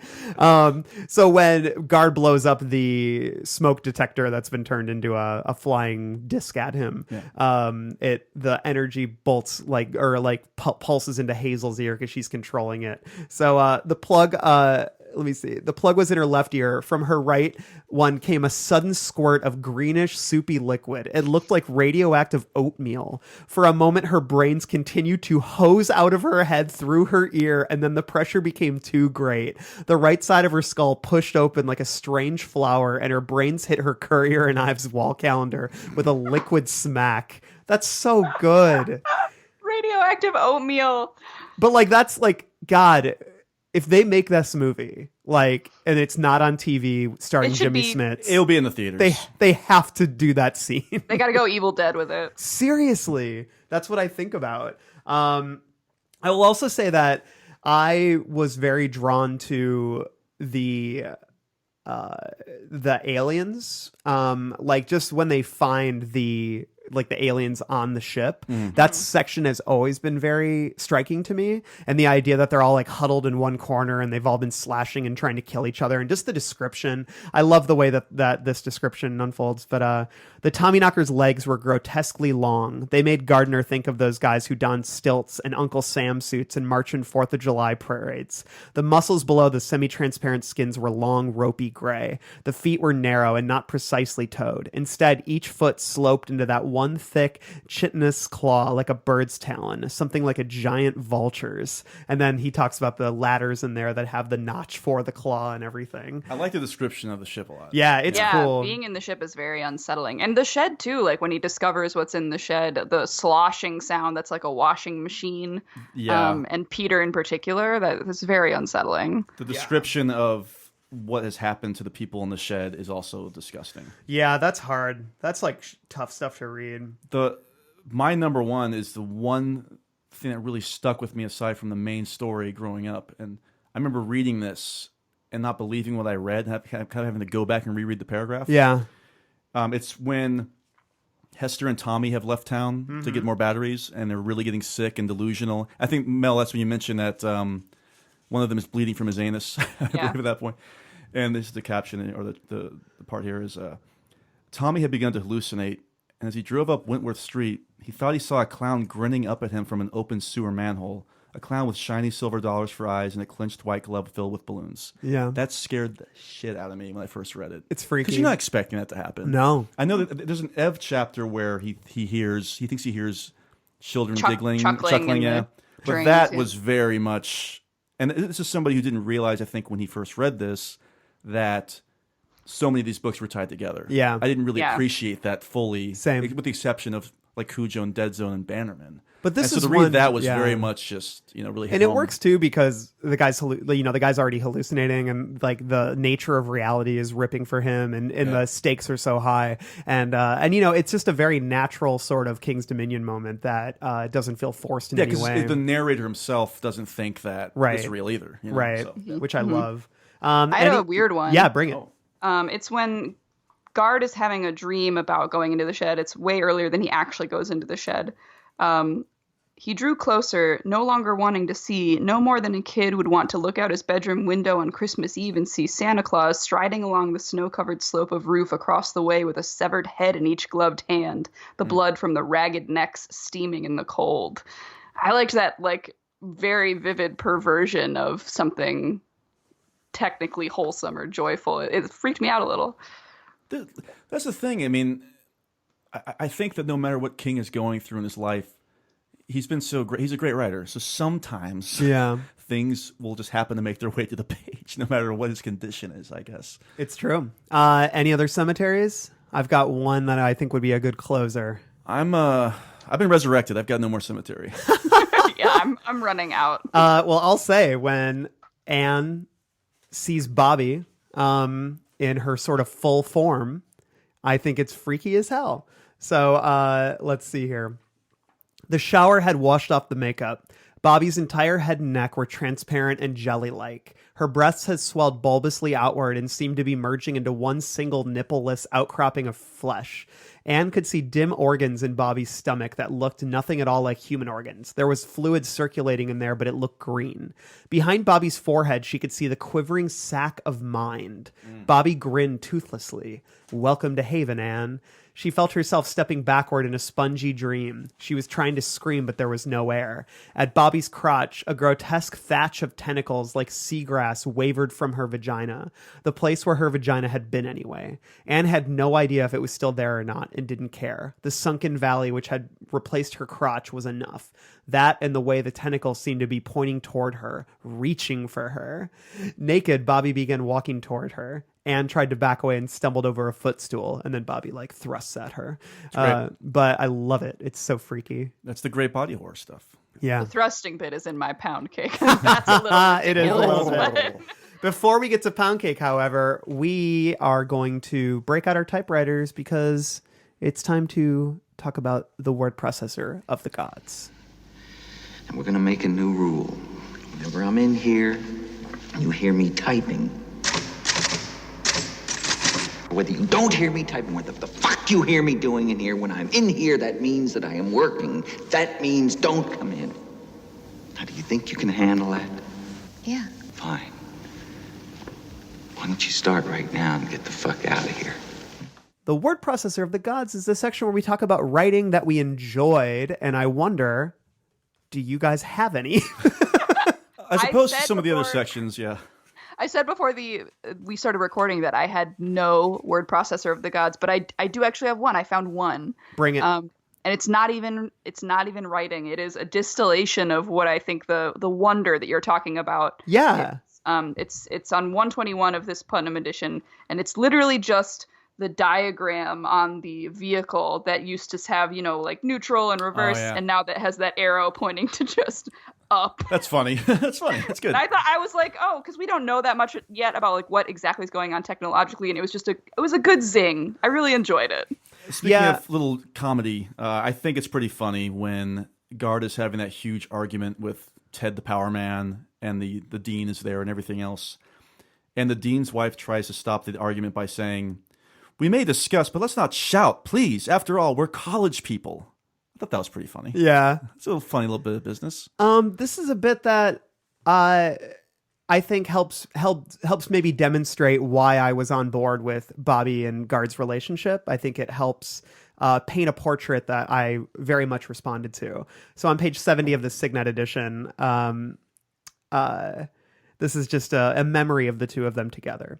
She began to giggle, and he kissed her soundly, and later took her to bed, and they slept together like spoons. He remembered waking up once, listening to the wind, thinking of all the dark and rushing cold outside and all the warmth of this bed, filled with their peaceful heat under two quilts, and wishing it could be like this forever. Only nothing ever was. He had been raised to believe God was love, but you had to wonder how loving a God could be when he made men and women smart enough to land on the moon, but stupid enough to have to learn that there was no such thing as forever over and over again. That is also one of my passages there. I love that. That's pretty nice. I like that.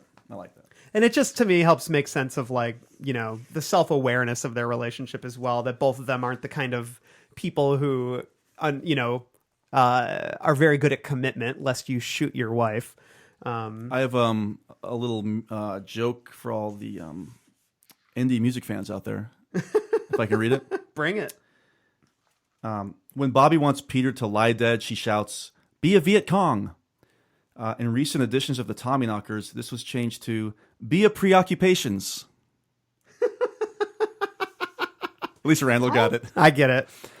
There's a band called Viet Cong that had to change their name to Preoccupations because it was a little offensive. Yeah. That's a deep cut joke, and if anybody else out there got it, you could be a loser too. I enjoyed it. Let me see here. I think that there's a couple things. There's the final bit of Guard's, like, his last memory, imagining seeing Bobby and Peter, would be really good for me if I cared at all at this point in the book. And the same thing with that last line with David's hand groped for the blanket, found it, and pulled it up. 93 million miles from the sun and 100 parsecs from the axis pole of the galaxy, Hilly and David Brown slept in each other's arms. Like, if this was a good book, I would probably really feel something for that last line. It really is a good final summation, I guess, of at least something good happened. But again, this points to the fact that I'm so uninvested, I don't care. I have to say that I am still invested in that moment, and this probably makes me very much the minority, but that recollection, that memory that he has, and the context that he's having it, literally brings tears to my eyes. I just, all I can think about is all that digging.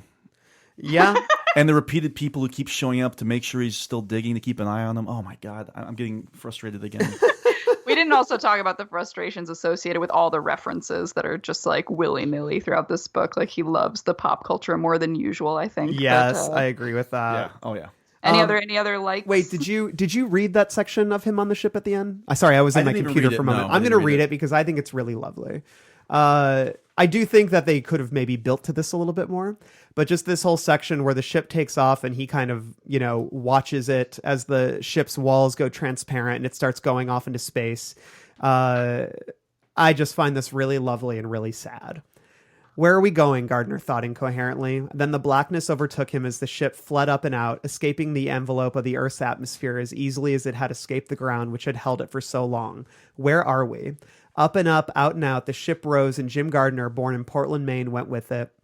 He drifted down through black levels of unconsciousness, and shortly before the final vomiting began, a vomiting of which he was never even aware, he had a dream so real that he smiled as he lay in the middle of blackness, surrounded by space and with the earth below him like a giant blue-gray croaker marble.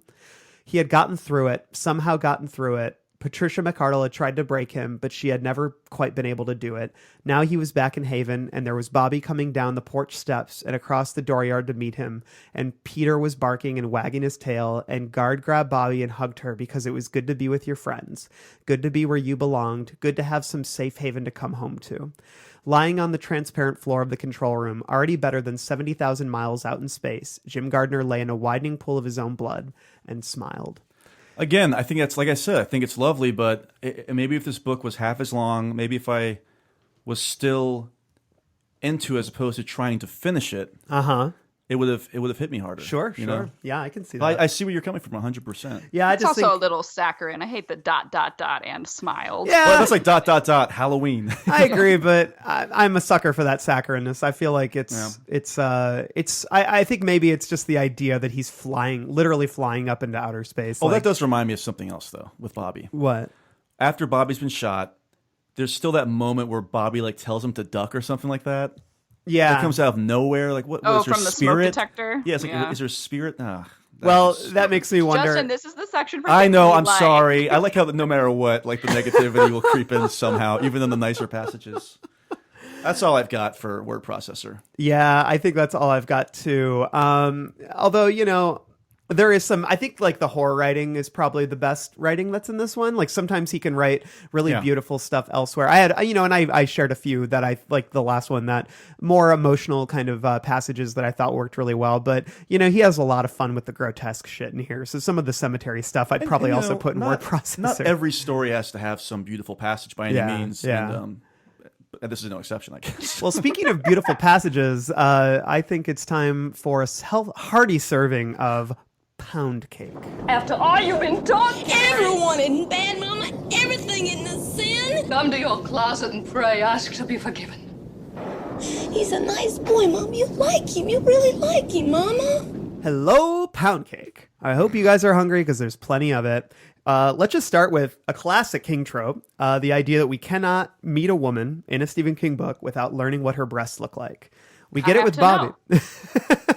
We get it with Bobby, but I'm also a couple times with Bobby. But I'm also going to bring it up with Patricia McArdle on page 79 of the Signet edition. Patricia McArdle was the New England Poetry Caravan's principal contributor and head ramrod. Her legs were long but skinny, her nose aristocratic but too blade-like to be considered attractive. Guard had once tried to imagine kissing her and had been horrified by the image which had risen, unbidden in his mind. Her nose not just sliding up his cheek, but slicing it open like a razor blade. She had a high forehead, non-existent breasts, and eyes as gray as a glacier on a cloudy day. She traced her ancestry back to the Mayflower. Unnecessary in its rundown of how unattractive she is to Mr. Guard. It's a bit much. And then I have more boobs a few pages later. I just literally wrote boobs in my notes. This is a lot of the boobs, I guess, right? Page 85. But you go forth if you have something. Mel, do you want to go? Sure. Really early on, just classic prurient King. Peter had made a lot of noises in his sleep before this, not to mention some unbelievably noxious dog farts, all one word. That was my number one. Right I love that. I love it. But he had never howled. Oh, okay, I gotta get one here. Oh my god. I can't remember what this is in reference to, but here's the passage. Mayonnaise the color and texture of bull semen squirted between her fingers, and Anne licked it off her hand nonchalantly. Yep, I have that. Yeah, I think it's about her eating or something like that. Oh, it's just so over the top. It's gross. Like bull semen. No, I found the Bobby one too with boobs, and it's just more for the phrasing because it's so unnecessary. Bobby was up there in Haven, up there right now. He saw her sitting in her rocking chair, wearing a pair of shorts and a halter top over what boobs she had, which wasn't much. Like, why do you got it? Why? What do you? Like, what a loser! Why is it necessary? What are you talking about, Mel? This is more about McArdle. Just the fact that he refers to her as the McArdle bitch is like bad enough. Freddy Krueger over here. He's listening to Argle Bargle. Yet the Wait, you mean that beefy bitch's son of a rapt whore? attention suggested that she might at any moment drop to her knees and give give the man a blowjob out of sheer adoration. Gardner thought, and the fat fuck would go on eating while she did it, dropping potato chip crumbs and globs of clam dip in her hair. Oh, God.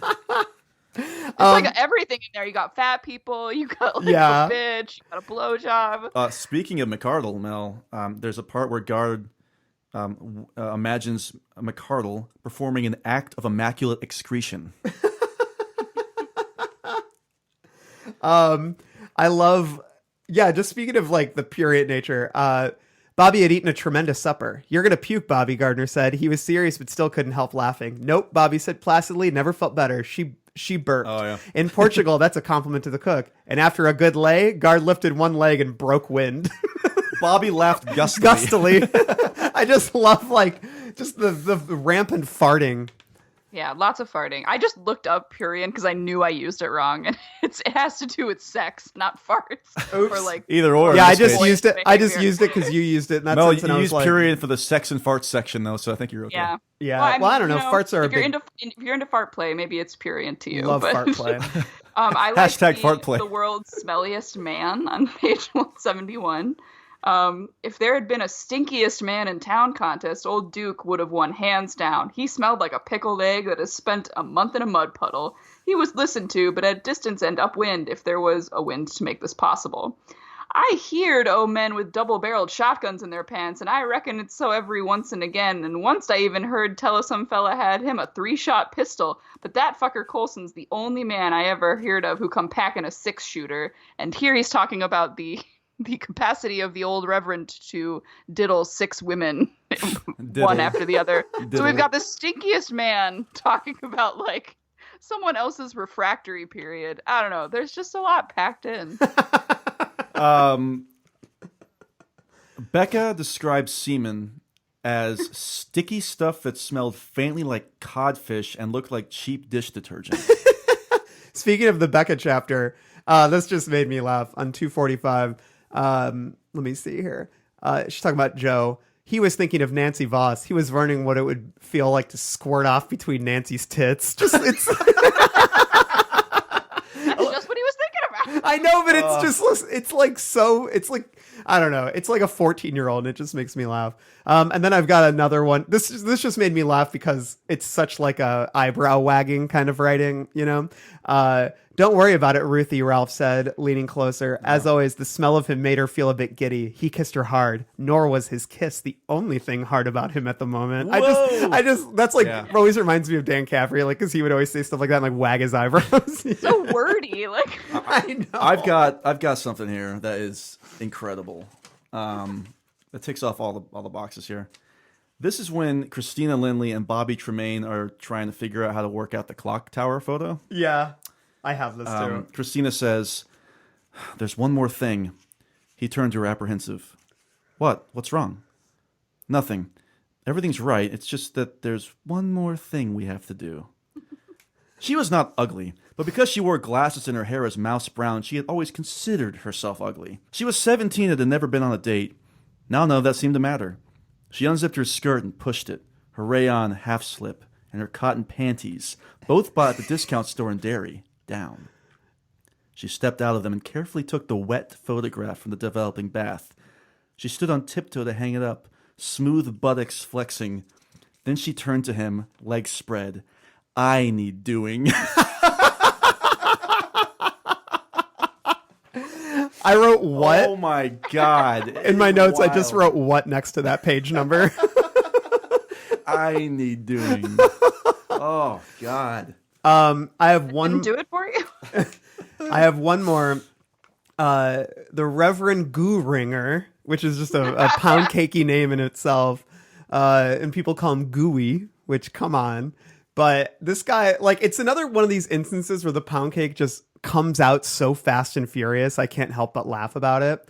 So, The Reverend Gooringer, in fact, had a fine idea about those bells. He could hardly believe it had never occurred to him before. It was so simple and beautiful. And the best thing about it was that he wouldn't have to take it up with the deacons or with the Ladies' Aid, an organization which apparently attracted only two types of women: fat slobs with boobs the size of barrels and skinny-ass, flat-chested sluts like Pamela Sargent with her fake ivory cigarette holder and her raspy smoker's cough. It's just like, it just boom, like right out.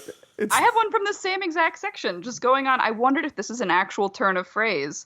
He was, in fact, prepared to tell anyone in Haven who didn't like his new Carillion that they could take a flying fuck at a rolling donut. Whoa. I'll tell you right now, I'm using that the rest of my life.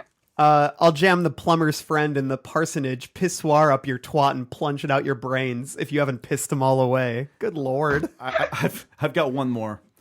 It's when Ruth's funeral and the USAID is there with his girlfriend. They started across the street together, she in a black suit, but she had told him archly on their way up her underwear was all white silk, what little there was of it. Oh, yeah. I think I wrote that down, too. Horny AIDS. Any other pound cake? Or I am full. Our bellies are full? I am full. Yeah, there's a lot of it. I'm like a fat sergeant who's about to explode. I feel like a beefy son of a whore. All right. Then let's walk off the pounds in a little place we like to call King's Dominion.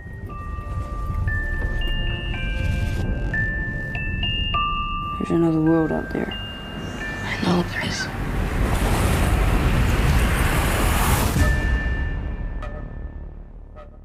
Welcome to King's Dominion. This is where we talk about all the different ways in which Stephen King's oeuvre feeds into this particular book. And good Lord, is there a lot. I can't believe how much. I don't want to, let's not quote everything. We can probably talk about most of them. Like, let's run through them. Let's just run through this without, there's very short passages. Well, I have a few kind of Room 237s as well, but let's do the big ones first. Obviously, we already touched on Pennywise. Yes, I'm curious about that because I feel like we actually go to Derry a few times and we're very concerned with people from Derry, but we don't talk about like the weird, icky undercurrent of Derry. We just see Pennywise and like hear the drain stuff, but it's like he knew that we couldn't have room for like two infected towns in this narration. I think though at the end of the book, we're led to believe that Derry's going to be okay as a town going forward. Isn't it like that part where like Bill kind of nods at that old babysitter of his, and it's kind of indicating that something's been lifted from Derry? Yeah, but then every time Derry comes up in subsequent. No, this is after it though. Yeah, but every time Derry comes up, I feel like in subsequent books, it's still got a darkness hanging over it. Maybe the cops. But are okay. I mean, when is this set? When is Tommyknockers set? Is after the kids take out Pennywise? Yeah, I think so. Yeah, because the kids take out Pennywise in the drain. Well, I know, but I think that's maybe just a little thing. Like it's still down there after all. I think this is supposed to take place after that. I think there's even a year mentioned in this, like it's 88 or something like that. Yeah, I'm not sure. Man, I don't know. We should look into that. That's something we this should know. goes back to the beginning of the That's something podcast we should know. where we're asking questions that probably have no answers to them. So yeah, and then we also get references to the Dead Zone. A lot of David Bright, the journalist. David Bright, the journalist, is also a journalist in the Dead Zone. And they talk about Johnny Smith's coma. Is there a Dodd reference? I could be wrong about that. No, I don't think so. But Cleves Mills is also mentioned, where Johnny Smith used to teach before the Castle Rock incidents. Yep. The shop obviously shows up. Juniper from Hills Firestarter. mentioned. I mean, Yep. Firestarter is directly mentioned. Yep. When they say a kid burned it to the ground. Oh, yep. The Arrowhead Institution is mentioned from The Mist. Oh, I didn't even catch that. Yeah, it's Ted the Powerman said he doubted there was much to worry about. Seabrook had its vogue, and the Arrowhead installation in Maine, blah blah blah, and it cut off. Claudel Weems picked up a radio station in Arnett, Texas, the hometown of Stu Redman from The Stand. There's a part where Guard is looking at his audience, and he says, "It was as if they would eat him up with their eyes, suck out his soul, his ka, his whatever you want to call it." 123, Guard wakes up outside the Alhambra and meets Jack, the protagonist of The Talisman on the Beach, has a little convo with him. And we learn something very disturbing, though. After all that, his mother still died. Yeah. Which is kind of a kick in the teeth.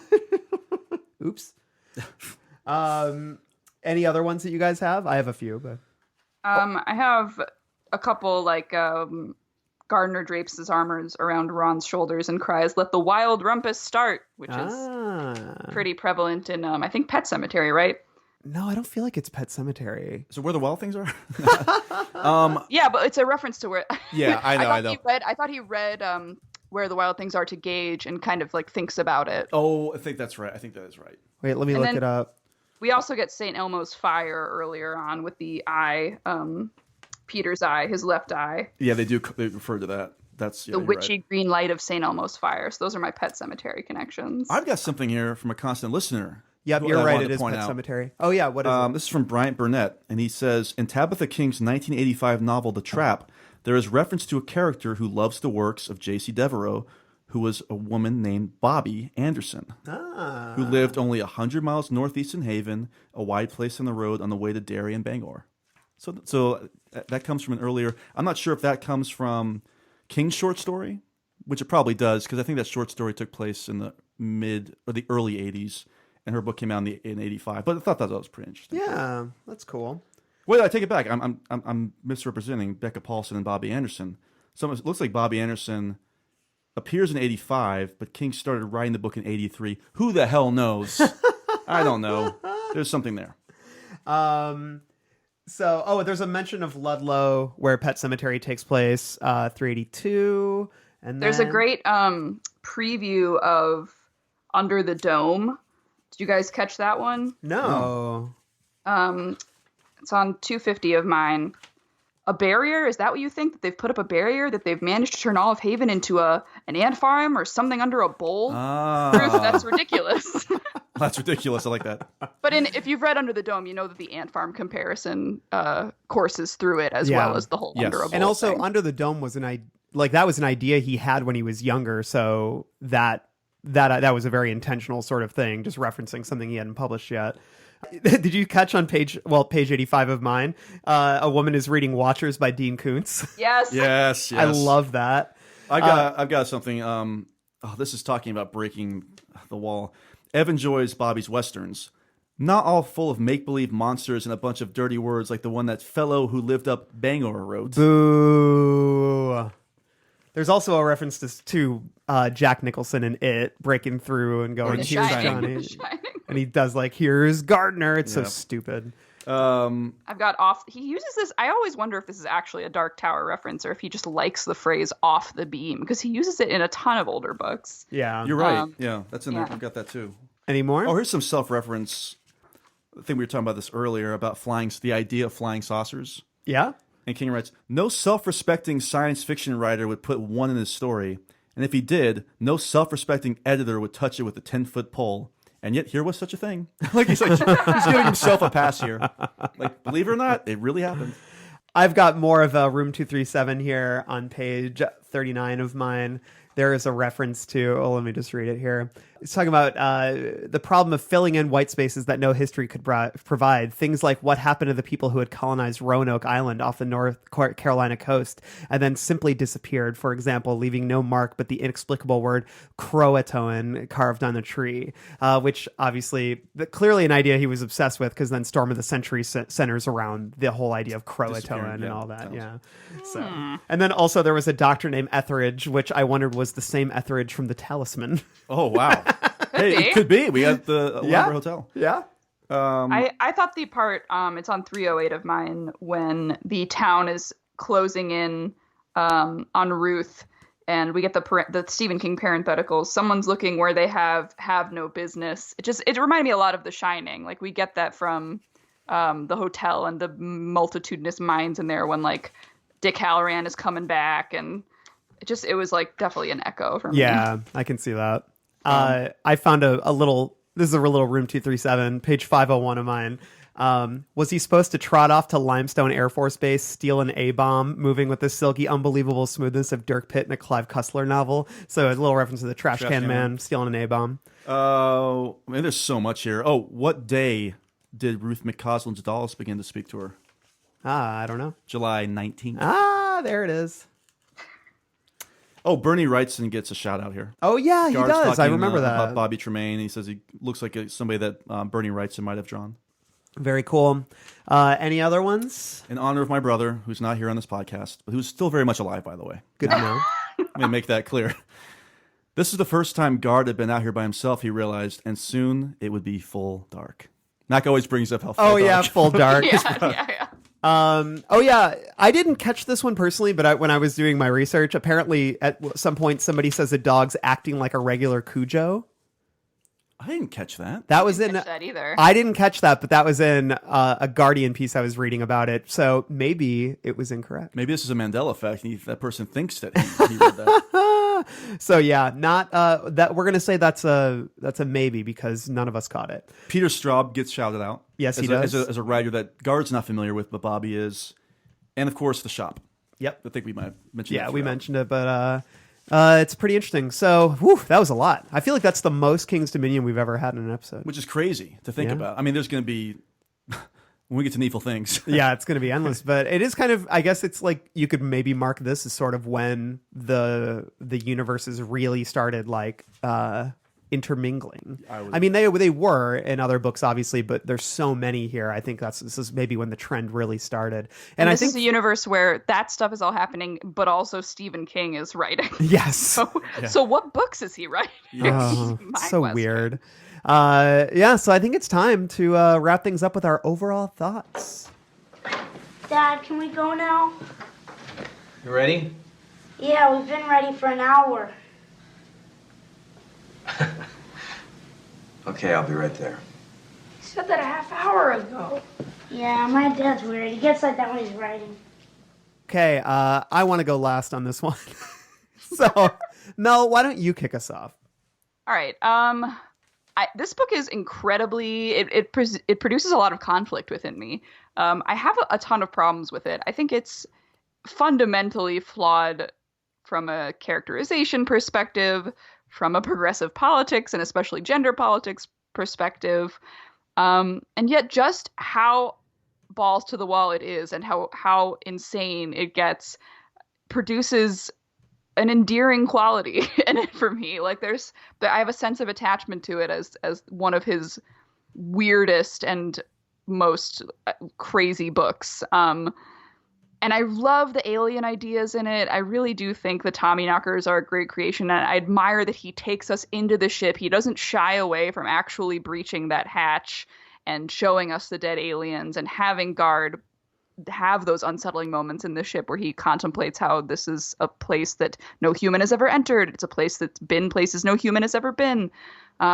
So it's just all over the fucking place. Like, it feels weird to even rate it, but God, I think I'm going to give it. I enjoy it more than books like Firestarter, for example, which is often a metric I use when I'm giving my ratings because it was the first one I rated and I was disappointed in it.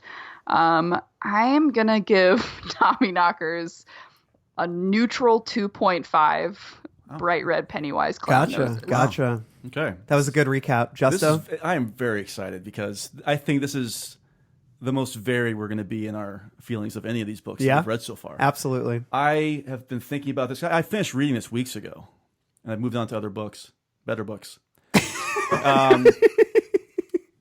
I've tried to figure out the best way to articulate this feeling because, like I said, I really do enjoy part one. Yeah. But most of and most of the book is not part one. Yeah. It's a mess. It's a mess. Jeb is a mess. Jeb is a mess.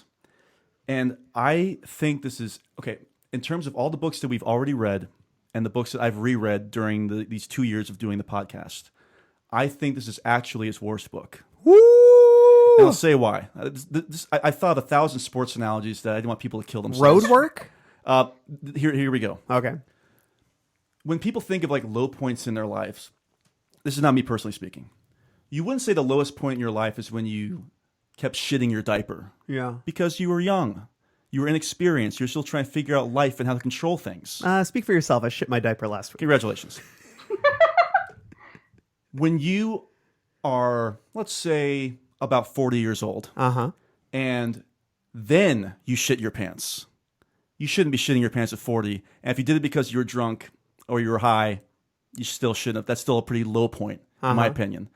So my reasoning is He wrote Rage when he was really, really, really young. Yeah. I think he was still trying to figure out not only who he was as a writer, but how to write to the best of his ability in general. And the fact that he put that out not as a Stephen King book, didn't show that he was very confident either. I think at this point, and for me, I wasn't on the episodes, but I love the hell out of Misery. Yeah. And I love the drawing of the three. Yeah. And so for this to come off those two doesn't do it any favors either. And I think that the last third is just absolutely unbearable. Mm-hmm. I think, Mel, like you were saying, I love when things do go batshit crazy to a point, but I was so bored by all the batshit craziness. Mm-hmm. And it seemed like such a race to the finish. Your threshold is in a different place. Yeah, exactly. We're definitely not all Tommyknockers here. We all have our own takes on these things. But I was just getting so angry at a certain point, angry at what I was reading and the repetition that you pointed out earlier, Randall. And then for it once again just to be so easy to resolve everything was so poor to me.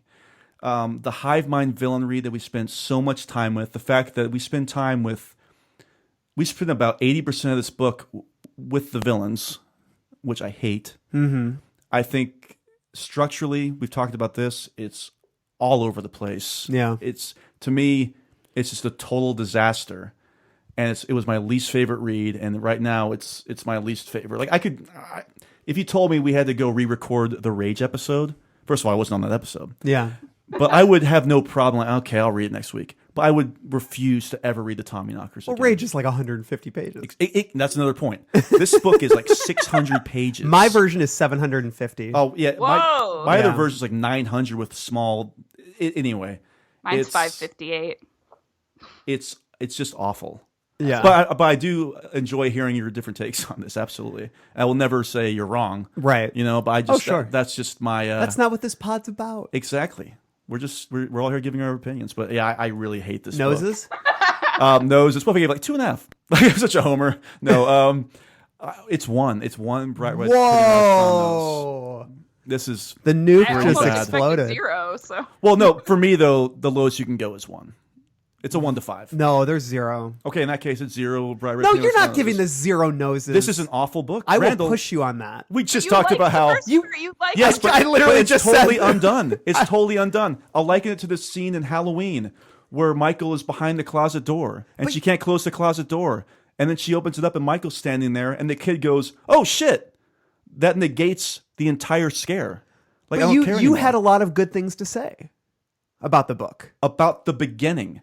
But the first third. So and it's totally undone. It's absolutely undone by what follows. And this isn't like a situation where... Mike Rothman, Gerald's game. No, because this is like me saying, well, I didn't like the last 20 pages. Uh-huh. This is like me saying, I do not like 500 pages of this book. Sure. And I don't care how good the beginning is. If you can't close it out, who cares? That's where I'm coming from with it. Sure. And I think it's just... This is where you and I fundamentally differ as critics. Well, here's the other thing. Like, it doesn't matter that... I think that Jim and Bobby are interesting from the beginning because King doesn't care, and King totally dismisses them in that second part. And now we're left with these townspeople who I just do not care about at all. Uh-huh. So you've negated the characters. So then when we go back to those characters, the rest of the book for me, they're totally uninteresting. Uh-huh.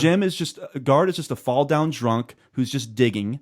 And Bobby's become a hive mind with everybody else I don't care about. Uh-huh. So you've totally destroyed, like you said, Mel, like you've destroyed the character of Bobby at a certain point, and there's no going back for me. Uh-huh. And so it just makes it even more frustrating that you've undone that first part. So that's why I give it none. I think it's awful, Just and I would no not fun. recommend it. Wow. No fun Yeah, for Justo. total letdown. No fun for Justo.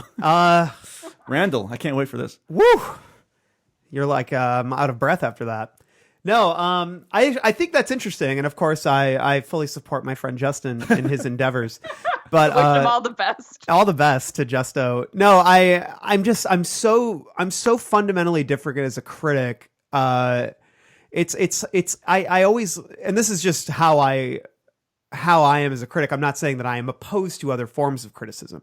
It is just like I tend to view things in parts rather than wholes often, because the older I get, just the more I find myself enjoying things from top to bottom, like.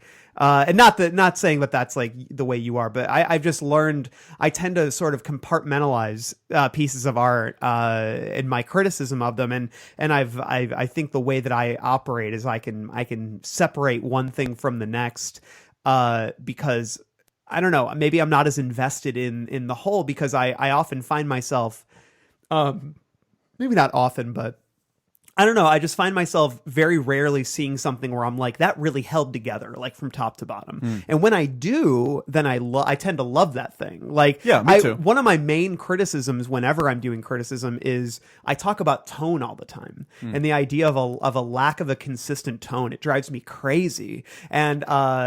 And that, like, Velvet Buzzsaw is a great example. That movie that just came out on Netflix. I agree with you on What this. a tonal mess, you know? But the thing is, I can isolate certain parts of that movie, even though I was very underwhelmed and unsatisfied by it. But I can isolate certain parts of it and be like, that was pretty cool. But with Tommyknockers, man, the flaws are so huge. Like Mel said, the book is fundamentally broken. There's no tone.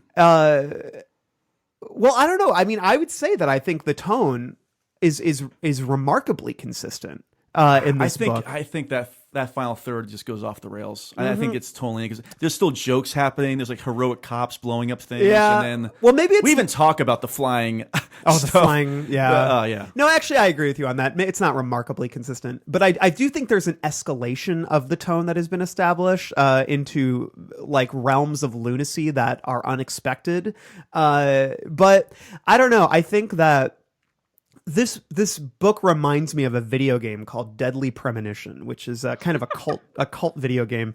It's basically Twin Peaks, the video game, but they call it Deadly Premonition. Oh, we talked about this. Yeah, and it's a weird game that is so broken in so many ways. Like it's really flawed, but at the same time, there's something so different and strange and intoxicating about it in certain moments that it almost justifies the fact that you have to like drive from town to town and with the worst controls you can ever imagine.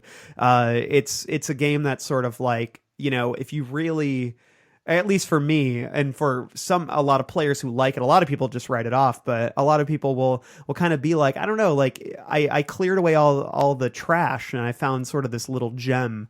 And so for me, I kind of see Tommyknockers as one of those little suns, the little glowing suns that's inside Bobby's water heater that's buried beneath a lot of human waste and farts and pound cake. Fart. Yeah, and it's buried under a lot of this stuff. And I guess, like, for me, I'm very drawn to the central relationship, and I totally identify and understand, like, a lot of the criticisms there. But, and I do think that Bobby is underserved as a character, but I find Guard to be a really compelling, broken, deeply troubled character, and someone who,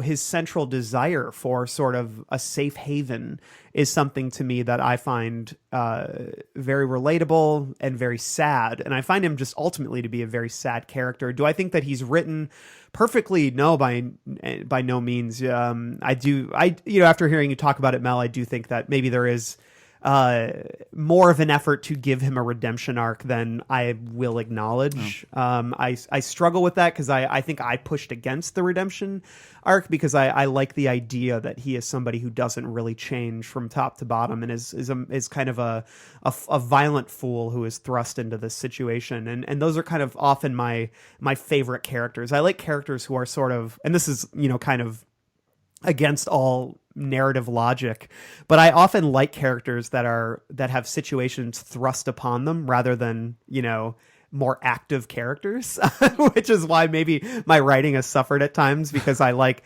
characters who get shit poured on them and have to sort of navigate it as the world pushes on them rather than them carving out their own path.